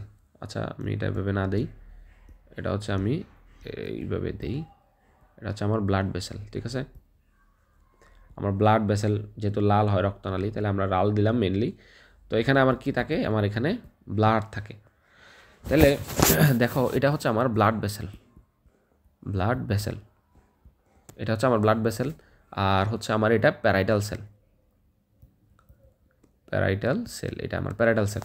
দেন আমার হচ্ছে গ্যাস্ট্রিক লুমেন থাকবে, তাই না। আমার প্যারাইটাল সেলের পাশ দিয়ে আমরা এই যে গ্যাস্ট্রিক লুমেন, স্টোমাক ছিল না আমাদের, এই যে স্টোমাকের লেয়ার ছিল না অনেকগুলো, যে ধরো এটা হচ্ছে লেয়ার, এই যে এটা এদিক দিয়ে লেয়ার গেল, এই পাশটা হচ্ছে আমার স্টোমাক, ঠিক আছে, এটাকে গ্যাস্ট্রিক লুমেন বলা হয় আর কি। তো এটা হচ্ছে আমার লেয়ারগুলো ছিল, বুঝতে পারছো এখন। এই যে আমার পাকস্থলীর সাথে লাগানো থাকবে সেলগুলা, সেলের পাশ দিয়ে হচ্ছে আমার ব্লাড থাকে, ব্লাড ভেসেলগুলো লাগানো থাকে আর কি। আচ্ছা, তো মেনলি আচ্ছা আমার এই যে ব্লাড ভেসেলগুলো অ্যাকচুয়ালি আরও লাগানো থাকবে, এই যে সেলের সাথে এভাবে লাগানো থাকে, ঠিক আছে। এই হলো আমার ব্যাপার স্যাপার। তাহলে কি হয় দেখো, আমরা বলছি একটা জিনিস, এখানে দুইটা জিনিস লাগবে আমার, যে আমার জি সেল আমার কি করে, গ্যাস্ট্রিন হরমোন, এটা একটা হরমোন সিক্রেশন করে, তাই না। এই যে গ্যাস্ট্রিন হরমোন যে সিক্রেশন করতেছে, এটা আমার দরকার আছে এখানে, কেন, জি সেল, এটা আসলে অ্যাকচুয়ালি জি সেল গ্যাস্ট্রিন হরমোন সিক্রেশন করতেছে। এখন এই যে গ্যাস্ট্রিন হরমোন, এটার কাজ হচ্ছে কি, আমি এটা বলছি কিনা তোমাদের, গ্যাস্ট্রিক হরমোন সিক্রেশন করে এখানে, সরি এটা মনে হয় বলি নাই, সেটা হচ্ছে এসিএল, এই যে গ্যাস্ট্রিক হরমোন সিক্রেশন করে, এটা হচ্ছে গ্যাস্ট্রিক হরমোনটা পরবর্তী কী কাজ করে, এসিএল সিক্রেশনে উদ্দীপনা দেয়, মানে স্টিমুলাস করে, উদ্দীপনা দেয়, মানে হচ্ছে জি সেল যে গ্যাস্ট্রিক হরমোন সিক্রেশনকে, গ্যাস্ট্রিক হরমোন পরে গিয়ে সেল সিক্রেশনে কাজ করবে। তাহলে গ্যাস্ট্রিক সিক্রেশনে কীভাবে কাজ করে সেটা আমি এখানে জাস্ট দেখাচ্ছি। দেখো, তো গ্যাস্ট্রিক হরমোনটা এখানে প্যারাইটাল সেলের উপরে এসে কাজ করলো। তো আমরা জানি একটা সেলের ভিতরে যখন বিপাক হয়, যখন মেটাবলিজমগুলো হয়, তখন হচ্ছে কি হয়, আমার কার্বন ডাইঅক্সাইড প্রডিউস হয়, তাই না, কার্বন ডাইঅক্সাইড প্রডিউস হয়, এবং সেলের ভিতরে তোমরা জানো পানি থাকে। তো দুটো একসাথে মিলে এখানে কার্বনিক অ্যানহাইড্রেস, এটাকে কী বলা হয়, কার্বনিক অ্যানহাইড্রেস, এটা একটা এনজাইম, এটা একটা সেলের ভিতরে থাকা এনজাইম। এই এনজাইমটা কী করে আমরা জানি, কার্বন ডাইঅক্সাইড পানি হলে বাইকার্বনিক অ্যাসিড উৎপন্ন হয়, বাইকার্বনিক অ্যাসিডটা আবার ভেঙে যায়, মনে করো ভেঙে কী হয়, বাইকার্বনেট আয়ন প্লাস H+ তৈরি হয়, ঠিক আছে। এই যে আমার যে প্রোটন আয়নটা তৈরি হইলো, এটা কী করে পরবর্তীতে, এই যে আমার সেলের গ্যাস্ট্রিক লুমেনের ভিতরে, অর্থাৎ হচ্ছে স্টোমাকের ভিতরে আমার H+ আমার চলে আসে, ঠিক আছে। তাহলে এবার যে আমার বাইকার্বনেট আয়ন যেটা আছে, এই যে আমার বাইকার্বনেট আয়ন, সেটা আমার ব্লাড ভেসেলের মধ্যে চলে আসে। এখন বলো, ব্লাডের মধ্যে তুমি হঠাৎ করে একটা বাইকার্বনেট আয়ন, যেটা হচ্ছে ক্ষার দিয়ে দিলা, তাহলে এখানে আমরা জানি ক্লোরাইড থাকে, সোডিয়াম থাকে, ব্লাডের মধ্যে অনেক কিছু থাকে। তো আমার ক্ষার যদি তুমি একটা দিয়ে দাও তাহলে আবার এটা তো বেশি হয়ে যাওয়ার কথা, তাই না? ক্ষার তো বেশি হয়ে যাওয়ার কথা। এখন এটা কমানো লাগবে কীভাবে? অন্য কোনো একটা কিছু নেগেটিভ আয়ন যেহেতু আসছে, দেখো আরেকটা নেগেটিভ আয়ন বাইর করে দিব আমি। তাহলে আমি একটা ক্লোরিন আমি বাইর করে দিলাম। তাহলে দেখো এখন এই যে একটা বার ছিল প্রথমে বাইকার্বনেট এসে ক্লোরাইড বের করে দেওয়ার কারণে কমে গেছে, তার মানে সমান হয়ে গেছে। তো ক্লোরাইডটা এখানে আসলো, ঠিক আছে। পরবর্তী ক্লোরাইডটা আবার এখানে চলে আসলো, ঠিক আছে, ক্লোরাইড আয়নটা। তো ক্লোরাইড আয়নটা এখানে আসার পরে এই যে হাইড্রোজেন আয়ন এবং হচ্ছে যে ক্লোরিন আয়ন বা ক্লোরাইড আয়ন, এই দুটো হচ্ছে একসাথে হয়ে আমার কি করবে, আমার এখানে তৈরি করবে হচ্ছে আমার HCl। এই যে আমার HClটা এখানে হয়ে গেল, HCl সিক্রেশন হয়ে গেল। বুঝতে পারছো? এটা হচ্ছে জাস্ট একটা বেসিক মেকানিজম, জাস্ট জানার জন্য বললাম। এটা যদি না পারো সমস্যা নেই, বাট বুঝলে আসলে মজা পাবে, এই আর কি। আচ্ছা আসো গ্যাস্ট্রিক জুসের উপাদান নিয়ে আমরা কথা বলি এবার। আমরা যে এবার গ্যাস্ট্রিক জুস ক্ষরণ করতেছে এর উপাদান, আমরা যে গ্যাস্ট্রিক গ্ল্যান্ড যে গ্যাস্ট্রিক জুস ক্ষরণ করতেছে, আমরা এখানে উপাদান কী কী পাবো? তো আমি ওই যে তোমাদের আগে বলছিলাম যে কম্পোজিশন বা উপাদান আমি যেভাবে পড়াই দিচ্ছি এভাবে দেখো, তোমাদের বইয়ের সাথে মিলাই নিলে হয়। তো শুরুতে আমরা যেমন ইয়ার দিন পড়ছিলাম, আমরা প্রথম দিন যেভাবে পড়ছিলাম হচ্ছে তোমার কী থাকতো, আমরা প্রথম দিন পড়ছিলাম যে লালাগ্রন্থিতে যেভাবে হয়, তো লালাগ্রন্থিতেও পড়ছিলাম আমরা কি ওয়াটার থাকে এবং সলিড থাকে, এইদিকে থাকে সলিড, এদিকে থাকে ওয়াটার। তো ওয়াটার মেনলি কত হয়, 99.5% মেনলি ওয়াটার হয়, সবচেয়ে বেশি ওয়াটার হয় এগুলোতে। দেন সলিড 0.5%। বলছিলাম সলিডের মধ্যে আবার দুইটা ভাগ আছে, কী কী থাকে, একটা হচ্ছে অর্গানিক বা হচ্ছে জৈব, আর হচ্ছে আরেকটা ইনঅর্গানিক বা অজৈব, ঠিক আছে, অজৈব বা হচ্ছে ইনঅর্গানিক। ওকে, তো অর্গানিকের মধ্যে আমরা কি জানি, বলছিলাম আমি অনেক কিছু পাওয়া যায় অর্গানিকের মধ্যে। আমরা প্রথমে পাবো হচ্ছে এনজাইমগুলো পাবো। তাহলে এনজাইম আমরা যেহেতু গ্যাস্ট্রিক গ্রন্থি থেকে আসতেছে, কি আসতেছে বলো, আমরা এখানে পেপসিনোজেন পাবো। পেপসিনোজেন মেনলি পেপসিন পাবো এটাকে, কারণ এটা আলটিমেটলি পেপসিন হয়। এই সেল যখন পেপসিনোজেনের উপর কাজ করে, এই যে আমরা যখন পেপসিনোজেন এটার উপর যখন আমার এই যে আমার এই সেলটা এসে এখানে কাজ করবে, তাহলে এটা কী হয়ে যাবে, আমার আলটিমেটলি পেপসিনে পরিণত হয়ে যাবে। তো আমরা আলটিমেটলি কী পাবো, এই এনজাইমগুলো পাবো। দেন আরও এক্সট্রা এনজাইম পাবো, আমরা পেপসিনোজেন পাচ্ছি। দেন আমরা পাবো এখানে রেনিন পাবো, দেন জিলেটিনেস এজ হয় লাস্টে। আরও পাবো আমরা গ্যাস্ট্রিক লাইপেস পাবো। ওই যে আমরা যেমন লালাগ্রন্থিতে লিঙ্গুয়াল লাইপেস পাইছিলাম, এখানেও গ্যাস্ট্রিক লাইপেসটা আমরা পাবো, ঠিক আছে। এই হচ্ছে এনজাইম। দেন আমরা প্রোটিন পাবো। প্রোটিনের মধ্যে যেহেতু মিউকাস, তাহলে মিওসিন নামক প্রোটিন আমরা পাবো, ঠিক আছে। আমরা যে ওই যে লালাগ্রন্থিতে পাইছিলাম, কিন্তু মিউকাস সেরাস করছিল, মিওসিন দিছিল। দেন এখানে আদার্স পাবো, যেটা অন্যান্য আদার্সের মধ্যে আমরা মেইনলি যেটা পাবো সেটা হচ্ছে আমার HCl পাবো, ইন্ট্রিনসিক ফ্যাক্টর পাবো, ঠিক আছে। আর এখানে যদি আমি ইনঅর্গানিকটা যদি আমি তোমাকে দেখাই, ইনঅর্গানিকের মধ্যে ওই যে বলছিলাম যে আয়নগুলো পাওয়া যাবে, সোডিয়াম ক্লোরাইড, বাইকার্বনেট, তারপর হচ্ছে ক্যালসিয়াম কার্বনেট, এই হচ্ছে তোমরা জিনিসগুলো পাবা, ঠিক আছে। এই হচ্ছে etc পাবা, এক্সেট্রা পাবা, এভাবে মনে রাখবা, ঠিক আছে। তো মেনলি আমরা কী কী পাচ্ছি, এনজাইম পাচ্ছি, প্রোটিন পাচ্ছি, আদার্সের মধ্যে আমরা মেনলি HCl এবং হচ্ছে ইন্ট্রিনসিক ফ্যাক্টরটা পাচ্ছি। আচ্ছা, তো এইগুলো আমার উপাদান। আচ্ছা, কাজ আসো এবার হচ্ছে আমার যে গ্যাস্ট্রিক গ্ল্যান্ড আছে এটার কাজ কি, এই যে গ্যাস্ট্রিক জুসগুলো যে ক্ষরণ হচ্ছে এটা কাজ কি। তো তোমরা এগুলো একদম ইজিলি পারবা, বই থেকে দেখে পারবা। আমি জাস্ট একটু বলে দিই, যেহেতু HClটা সিক্রেশন হয়েছে, HClটা কী করবে দেখো, HClএর দুইটা কাজ আছে, সেটা হচ্ছে আমার পেপসিনোজেনকে আমার পেপসিন করবে, তাই না। আর হচ্ছে কী করবে, HCl হচ্ছে আমার প্রোটিন ডাইজেশনে হেল্প করবে, কারণ আমরা জানি প্রোটিন ডাইজেশন মানে হচ্ছে পরিপাক, এই যে পরিপাকে এটা কাজ করবে মেনলি, কারণ আমরা জানি প্রোটিন হচ্ছে ভাঙতে গেলে আমাদের হচ্ছে অনেক কিছু লাগে, এনজাইম লাগে বা হচ্ছে HCl অ্যাসিড লাগে বা ক্ষার লাগে। তো এখানে HCl অ্যাসিড হিসেবে কাজ করে, প্রোটিনকে ভেঙে দেয়, প্রোটিন ডিন্যাচারেশন হয় আর কি। আচ্ছা, তারপর ইন্ট্রিনসিক ফ্যাক্টর, আমরা এখানে যেহেতু ইন্ট্রিনসিক ফ্যাক্টর, ঠিক আছে, আমি শর্টলি লিখলাম ইন্ট্রিনসিক ফ্যাক্টর যেহেতু পাচ্ছি, তার মানে আমি বলছিলাম আগে এরা হচ্ছে ভিটামিন B12 শোষণে হেল্প করবে, ঠিক আছে, শোষণে হেল্প করে। দেন আমরা এখানে আরও কী পাচ্ছি বলো, HCl যেহেতু পাচ্ছি, HCl আরেকটা কাজ বলা যায়, তুমি বলতে পারো এটা হচ্ছে ব্যাকটেরিয়া ধ্বংস করবে, ঠিক আছে, ব্যাকটেরিয়া কিল বা ধ্বংস করে, ঠিক আছে, ব্যাকটেরিয়া কিল বা ধ্বংস করে থাকে। আর কি পাবা এখানে, আরও অনেক কিছু পাবা তোমরা এখানে কাজের মধ্যে। যেহেতু এই যে আমি তোমাকে এখানে দেখাই যেটা পাকস্থলীর, এখানে একই কথা, এগুলা তোমরা একটু দেখে নাও, যে দেখো পাকস্থলীতে যে HCl যখন এই যে পিএইচ, হ্যাঁ পিএইচটা মেনটেন করবে, যেহেতু পিএইচ HCl আসতেছে, সুতরাং HCl হচ্ছে পিএইচটাও আমার মেনটেন করবে। কীভাবে মেনটেন করবে বলো? HCl যেহেতু একটা অ্যাসিড, অনেক বেশি শক্তিশালী অ্যাসিড, তাহলে এটা হচ্ছে পিএইচ মেনটেন করে, কারণ আমার এখানে পিএইচ কত লাগবে? 1.5 থেকে 2 পিএইচ থাকা লাগবে। তো HCl যেহেতু শক্তিশালী যে পিএইচটা মেনটেন করবে। দেন হচ্ছে আর কি, যে নিষ্ক্রিয় এনজাইমকে সক্রিয় করে, আমরা এটা আগে বলছি অলরেডি, পেপসিনোজেনকে পেপসিন করে এই যে। দেন হচ্ছে পেপসিন এনজাইম HCl প্রোটিনকে ভাঙবে, ঠিক আছে, এই যে সুরক্ষা দেবে, মানে ব্যাকটেরিয়া ধ্বংস করবে, এই যে বলছি ভিটামিন বি শোষণে সাহায্য করবে। এই যে হয়ে গেল না? বুঝে পড়লে দেখছো, মুখস্থ করা লাগে না আসলে। এবার আসো আমরা লাস্ট টপিকে চলে আসছি, আমার পাকস্থলিতে পরিপাক। পাকস্থলিতে আমাদের পড়া আসলে শেষ, অলরেডি সব পড়ে ফেলছি আমরা, এখন জাস্ট একটু কোল্যাপস কর মানে দেখবো। তো আমরা জানি পরিপাক দুই ধরনের হয়, একটা হচ্ছে যান্ত্রিক পরিপাক, ঠিক আছে, যান্ত্রিক পরিপাক কীভাবে হয় আমরা বলছিলাম, আর 2 নাম্বার হচ্ছে আমার রাসায়নিক পরিপাক। 2 ধরনের রাসায়নিক পরিপাক, এগুলো হচ্ছে তোমরা বই থেকে মিলাই নিবা, আমি জাস্ট বলতেছি, বলার কথাগুলো শুনবা, এখানে অনেক কিছু বোঝার জিনিস আছে। তো যান্ত্রিক পরিপাক মানে আমি কি বলছি, যে এখানে কোনো কেমিক্যালি চেঞ্জ হবে না, বাট বড় খাদ্যকণা ছোট হবে, এখানে অনেক বেশি কাজ করতে পারে, অ্যাসিড এনজাইমগুলো কাজ করতে পারে। তো এখন দেখো যান্ত্রিক পরিপাকে পাকস্থলীর ক্ষেত্রে কী হয়, আমরা এই যে এতক্ষণ পাকস্থলীর লেয়ারগুলো পরে আসছে না, 3 ধরনের পেশি পড়ছি আমরা, অবলিক পেশি, বৃত্তাকার পেশি, অনুদৈর্ঘ্য পেশি। এরা বলছি চাপ দেয় উপরে, পিছনে, সামনে, বৃত্তাকারে চাপ দেয়, পাশাপাশি চাপ দেয়। তাহলে চাপ দিলে কী হবে? খাদ্যটা চূর্ণ বিচূর্ণ হচ্ছে না, তাই না? এখানে HCl আসতেছে, HClটা কী করবে? ভেঙে দিচ্ছে না খাবারটাকে, প্রোটিনটাকে ভেঙে দিচ্ছে না, তাহলে এটা কী হবে? সেটা হচ্ছে আমার যান্ত্রিক পরিপাক হবে। তারপরে এখানে গ্যাস্ট্রিক জুসগুলো আসতেছে, এনজাইমগুলো আসতেছে, এই যে হরমোন এনজাইমে সিক্রেশন করার জন্য, বা প্যারাডাল সেল থেকে সেল সিক্রেশন, এই সব কিছু মিলাই হচ্ছে আমার যান্ত্রিক পরিপাকটা হবে। দেন রাসায়নিক পরিপাক, ওই যে আমরা বলছি যে রাসায়নিক পরিপাকের ক্ষেত্রে মেনলি কী হয় তোমরা জানো, কিন্তু পাকস্থলীতে রাসায়নিক পরিপাকের ক্ষেত্রে যে আমরা বলছি রাসায়নিক পরিপাক মানে টোটাল হচ্ছে কীভাবে হয়, যে 3টা খাবারের উপর পরিপাক হয়। একটা হচ্ছে শর্করার উপর পরিপাক হয়, একটা হচ্ছে আমার প্রোটিন বা আমিষের উপর পরিপাক হয়, একটা হচ্ছে আমার স্নেহ বা হচ্ছে লিপিড জাতীয় যে খাবার আছে এগুলোর উপর পরিপাক হয়।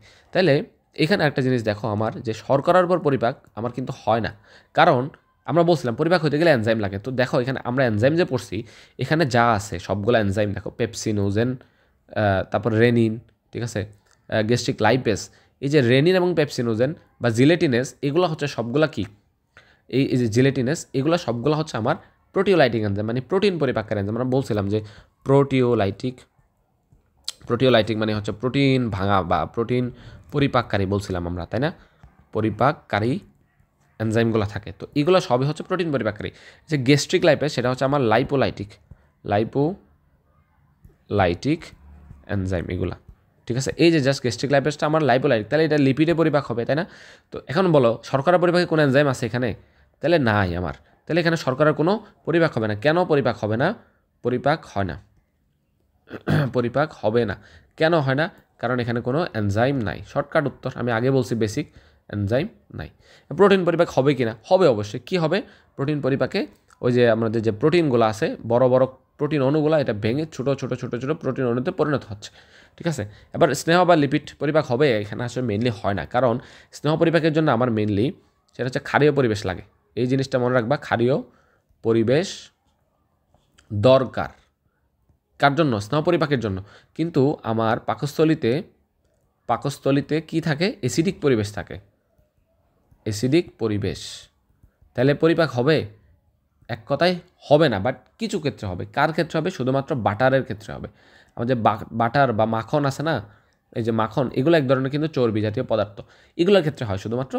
তো মনে রাখবা এটার ক্ষেত্রে হচ্ছে এখানে পরিপাক হয় না, এখানেও পরিপাক হয় না, এখানে শুধুমাত্র হয়। কিন্তু স্নেহের ক্ষেত্রে একটু ব্যতিক্রম থাকে, যেগুলো হচ্ছে দুর্বল, মানে এগুলোকে বলা হয় শর্ট চেইন লিপিড বা ফ্যাটি অ্যাসিড বলা হয় এগুলোকে, ফ্যাটি অ্যাসিড। এই যে শর্ট চেইন ফ্যাটি অ্যাসিড যেগুলো থাকে, যেমন বাটার বা মাখনে, এদের ক্ষেত্রে শুধুমাত্র পরিপাক হয় অল্প। শর্ট চেইন তো অল্প একটু, মানে 2-3টা তোমার ফ্যাটি অ্যাসিড একসাথে থাকে, এগুলোকে জাস্ট ভেঙে দেয়।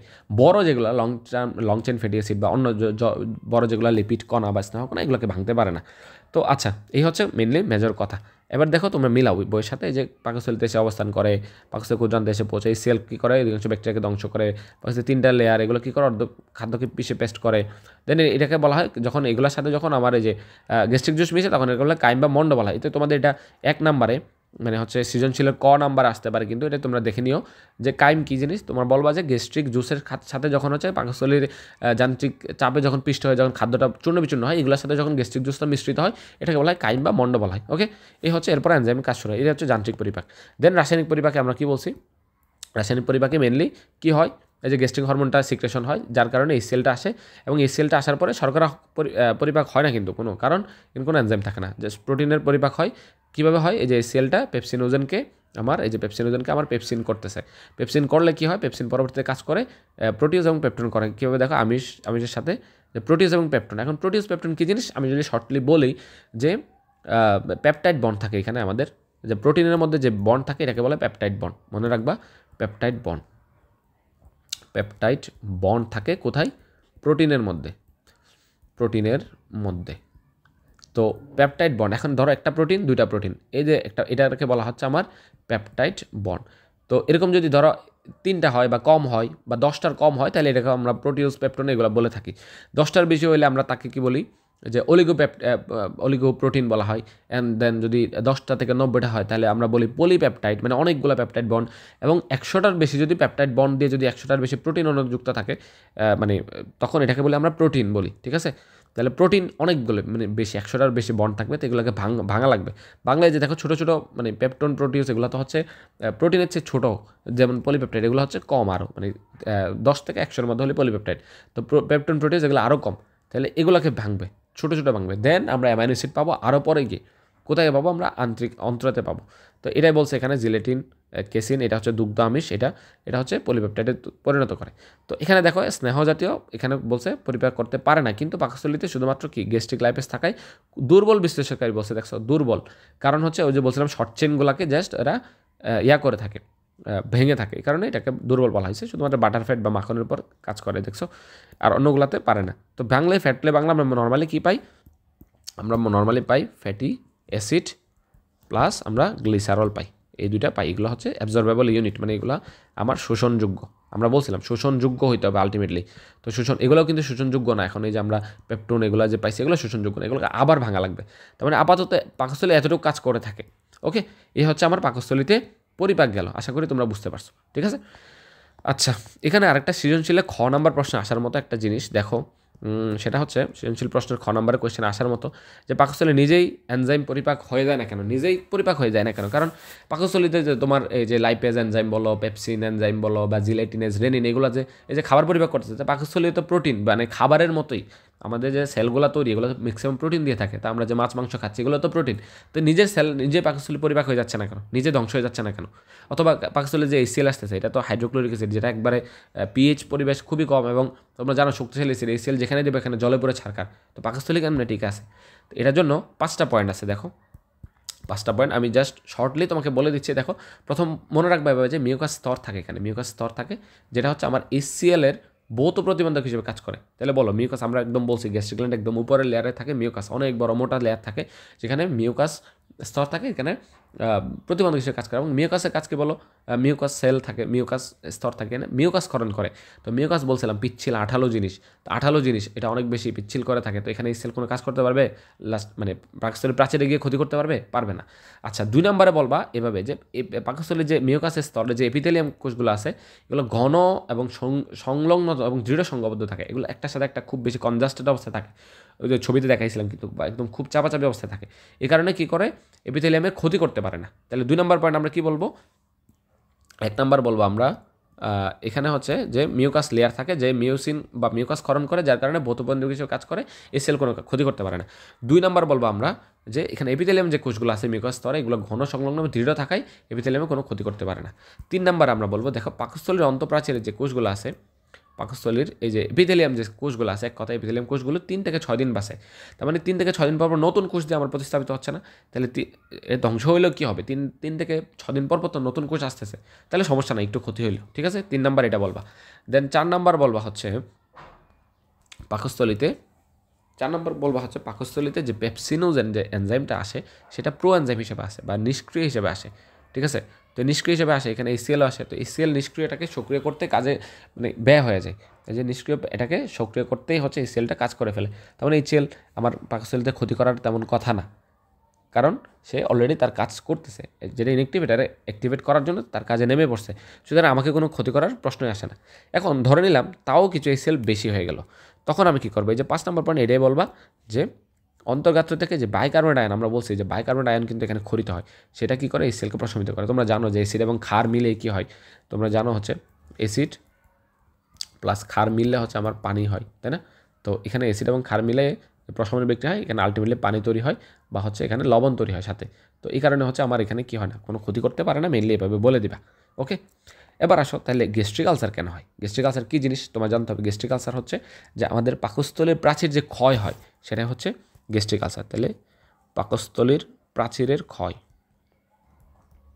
প্রাচীরের ক্ষয়, আমরা অনেকে গ্যাস্ট্রিক নামে চিনি এটাকে, তো এটাকে বলা গ্যাস্ট্রিক আলসার। তাহলে এখন বলো, আমি তো বলছি যে পাকস্থলী নিজে পরিপাক হয় না বা ক্ষয় হয় না, তাহলে এই যে গ্যাস্ট্রিক আলসার এই রোগটা কেন হয় বা পাকস্থলী প্রাচীরের ক্ষয় কেন হয়? তাহলে দুইটা কারণে হয়, সেটা হচ্ছে তোমরা মনে রাখবা দুইটা কারণ। প্রথম কারণ হচ্ছে ব্যাকটেরিয়া দ্বারা, ব্যাকটেরিয়া দ্বারা।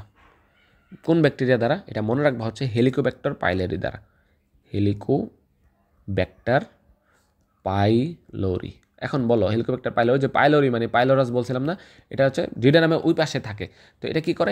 এক ধরনের ব্যাকটেরিয়া, এটা সেটা হচ্ছে আমার পাকস্থলীর প্রাচীরে সে ক্ষয় করে ফেলে। এটা একটা ব্যাকটেরিয়া, যেহেতু আমার শরীরে অবশ্যই আক্রমণ করবে, তো ব্যাকটেরিয়ার আক্রমণ দ্বারা হচ্ছে আমার কী হয়, হেলিকোব্যাক্টার ব্যাকটেরিয়া দ্বারা আমার এখানে প্রাচীরটা ক্ষয় হতে পারে। এবং সবচেয়ে বেশি ইম্পর্টেন্ট যেটা 2 নম্বরে, সেটা হচ্ছে আমার NSAID জাতীয় ওষুধ। এখন সবাই তো বইয়ে আছে তো NSAID জাতীয় ওষুধ। এখন NSAID জাতীয় ওষুধটা কী জিনিস সেটা তোমার জানা লাগবে না, যে NSAID non steroidal anti inflammatory drug. প্রথমে দেখো বলছে নন স্টেরয়েডাল, তার মানে এখানে কোনো স্টেরয়েড থাকে না। নর্মালি ওষুধের মধ্যে স্টেরয়েড থাকে, বাট অনেকের মধ্যে স্টেরয়েড থাকে না, যেগুলোতে মানে ওই যে ফ্যাট জাতীয় জিনিস থাকে না। অ্যান্টি ইনফ্লামেটরি মানে কি বলতো? ইনফ্লামেটরি মানে সংক্রামক, যারা সংক্রমণ করে, মানে তোমাকে ইনফ্লামেশন করবে, সমস্যা করবে, ব্যথা প্রদাহ ফুলে যাবে, এরকম অবস্থা করবে, এটার বিরুদ্ধে যারা কাজ করে, এটার বিরুদ্ধে কারা? ব্যথানাশক ওষুধ। তার মানে হচ্ছে তোমার এগুলোকে বলা হয় অ্যান্টিবায়োটিক, এগুলোকে বলা হয় অ্যান্টিবায়োটিক ওষুধ। অ্যান্টিবায়োটিক মেনলি যে ওষুধগুলো আছে, তাহলে এই যে অ্যান্টিবায়োটিক ওষুধগুলো, এগুলো হচ্ছে আমার শরীরের পাকস্থলী ক্ষতি করে। কেমনে? অ্যান্টিবায়োটিক ওষুধ যখন তুমি খাচ্ছ, তোমার শরীরে কিন্তু এই যে পাকস্থলীর যে লেয়ারগুলো, এগুলো ক্ষতি হয়ে যাচ্ছে। তা আলটিমেটলি কী হবে? তোমার এই যে পাকস্থলী ক্ষয় হইতে হইতে একটা সময় গিয়ে এটা আলসারে পরিণত হবে। ঠিক আছে, এটাকে আমরা অনেক সময় গ্যাস্ট্রিক বলে থাকি, গ্যাস্ট্রিক হয় আমাদের এরকম বলে, এটাকে অ্যাকচুয়াল নাম হচ্ছে গ্যাস্ট্রিক আলসার। তো এই জন্য কী করবা তোমরা হচ্ছে, যে কোনো যাই হোক না কেন, কখনো হচ্ছে হুট করে কী খাবা না, অ্যান্টিবায়োটিক খাবা না। তো যেই হোক, সেটা নিজের জন্য হোক, নিজের জন্য তো অবশ্যই না, এবং তোমার কোনো রিলেটিভস বলো, পরিবার পরিজন, কেউ যদি অ্যান্টিবায়োটিক ওষুধ খাওয়া শুরু করে, ধরো তোমার গায়ে জ্বর 2-3 দিন ধরে কমতেছে না, তুমি হুট করে অ্যান্টিবায়োটিক খাওয়া শুরু করে দাও, এবং একটা খায়া যখন তোমার দেখো যে শরীর তোমার গায়ে জ্বর চলে গেছে বা ভালো হয়ে গেছে, তুমি আর খাও না। তো নর্মালি অ্যান্টিবায়োটিক খাইতে হয় হচ্ছে আমার ডোজ পরে, ঠিক আছে, আমার ডোজ কমপ্লিট করতে হয় এখানে। এবং অ্যান্টিবায়োটিক আসলে মানা করা হয় খুব বেশি, মানে অ্যান্টিবায়োটিক ডাক্তারের পরামর্শ ছাড়া কেউ কখনো খাবা না, এবং ফার্মেসি থেকে কখনো কিনে খাবা না। ফার্মেসি কেউ, কোনো ফার্মাসিস্ট বা কেউ, ডাক্তার বাদে কেউ এই অ্যান্টিবায়োটিকটা দেওয়ার মতো, মানে সাজেস্ট করার মতো কারো অধিকার নেই, শুধুমাত্র ডাক্তার পারবে। এবং সেটা ডাক্তার অবশ্যই চিন্তা ভাবনা করেই অ্যান্টিবায়োটিক ওষুধটা দিবে, কারণ অ্যান্টিবায়োটিক খুবই খারাপ জিনিস, আবার সবচেয়ে ভালো জিনিসও, ভালো জিনিস ভালো কাজের জন্য। তো অ্যান্টিবায়োটিক যদি তুমি রেগুলার খাও, যে ধরো হঠাৎ করে ঠান্ডা লাগলো, তুমি অ্যান্টিবায়োটিকটা কিনে খাই ফেললা, তুমি মনে করতেছো তোমার ভালো হয়ে গেছে, তুমি ডোজও কমপ্লিট করলা না, বাট তোমার আলটিমেটলি অনেক বেশি ক্ষতি হবে, এবং একটা সময় গিয়ে রেজিস্ট্যান্স তৈরি হবে অ্যান্টিবায়োটিকের প্রতি। রেজিস্ট্যান্স মানে হচ্ছে কি, যে এইটার রেজিস্ট্যান্স যদি ধরো একটা মনে করো অ্যান্টিবায়োটিক একটা ওষুধের নাম এটা খাইতে খাইতে তুমি রেজিস্ট্যান্স বানাই ফেলছো, তার মানে ওই যে ওষুধটা হওয়ার কারণে তুমি অ্যান্টিবায়োটিক খাচ্ছ, এবং যার কারণে তোমার শরীর ভালো হচ্ছে বারবার, এবং একটা সময় গিয়ে রেজিস্ট্যান্স হয়ে গেছে তোমার শরীরে, ওই অসুখ পরবর্তীতে যদি আবার হয়, তুমি কখনো ওই অ্যান্টিবায়োটিক দিয়ে খায়া শেষ করতে পারবে না, মানে তোমার ভালো করতে পারবে না, তোমার লং টাইম খুবই ক্ষতি হবে। মানে তুমি মনে করো তোমার অসুখ ভালো হওয়ার জন্য নর্মালি অনেক ধরনের অসুখ থাকে, ছোটো ছোটো মানে কম লেভেলে, এগুলো খাও না, তুমি অ্যান্টিবায়োটিক খাইছো ডিরেক্ট, তো খাইতে খাইতে একটা সময় গিয়ে পরে যখন এই অ্যান্টিবায়োটিকগুলো আর কাজ করবে না তোমার শরীরে, তখন তোমার কী অবস্থা হবে এটা ভেবে দেখবা। আচ্ছা যাই হোক, আজকের ক্লাস এখানে শেষ, ঠিক আছে। তো তোমরা আশা করি বুঝতে পারছো, আমি খুব ডিটেলস এক্সপ্লেনেশন দেওয়ার চেষ্টা করছি। তো তোমরা ক্লাসগুলো কেমন লাগলো অবশ্যই জানাবা, এবং তোমরা নোট শেয়ার করবা। আরেকটা কথা, তোমরা আসলে এগুলো ক্লাসগুলো একটু মনোযোগ দিয়ে করবা, মানে একটু খুব সিরিয়াস নিয়ে করো, কারণ অনেক বেশি ডিটেলস আমি পড়ানোর চেষ্টা করতেছি, বেসিক সহ একদম তোমার A to Z সব কাভার হয়ে যাবে, এবং বুঝে না পড়লে আসলে আলটিমেটলি এগুলো মাথায় বেশি দিন টিকবে না, তোমার মাথায় লং টার্ম এক্সিস্ট করবে না। তো তোমার ভালো মতো বুঝতে গেলে, পারতে গেলে তোমার এগুলো জানাই লাগবে। একটু সময় লাগলেও তোমরা ক্লাসগুলো করবা, দেন হচ্ছে নোট সাবমিট করবা অবশ্যই আমাদের যে লাইসোজোম গ্রুপ আছে, লাইসোজোম যে গ্রুপটা আছে এটাতে নোটস সাবমিট করবা। দেন যদি ইউটিউবে দেখে থাকো তাহলে অবশ্যই সাবস্ক্রাইব করে দিবা। দেন হচ্ছে তোমার যদি কোনো কিছু জানার থাকে অবশ্যই জানাবা, এবং আমরা এই ক্লাসগুলো এই চ্যাপ্টারটা ডিটেলস আমরা কমপ্লিট করবো ইনশাল্লাহ খুব দ্রুত। দেন নেক্সট ক্লাসে দেখা হচ্ছে অবশ্যই। নেক্সট ক্লাসে খুব সম্ভবত আমরা যকৃৎ নিয়ে পড়াশোনা করব, কারণ আমাদের পাকস্থলী পর্যন্ত শেষ, এবং আমরা অলরেডি পাকস্থলী পরিপাকও শেষ করে ফেলছি। এখন আমরা একটা হিউজ টপিক, একটা জাইগান্টিক টপিক বলা যায়, যেটা যকৃৎ। আসলে খুবই ইম্পর্টেন্ট জিনিস বলা যায়, আমাদের শরীরের সব কিছু নিয়ন্ত্রণ করে সে যকৃতই, মেটাবলিক অর্গান এটা একটা, এবং এটাকে বলা কেমিক্যাল ল্যাবরেটরি, মানে এখানে একটা ল্যাবের মতো অবস্থা, এখানে অনেক বেশি কাজ হয়। আমরা ফাংশনগুলো সব দেখবো, সেই একদম ডিটেলসে দেখবো ইনশাল্লাহ। তো ভালো থাকবা, আমার জন্য দোয়া করবা। দেখা হবে নেক্সট ক্লাসে। আসসালামু আলাইকুম ওয়া রাহমাতুল্লাহ।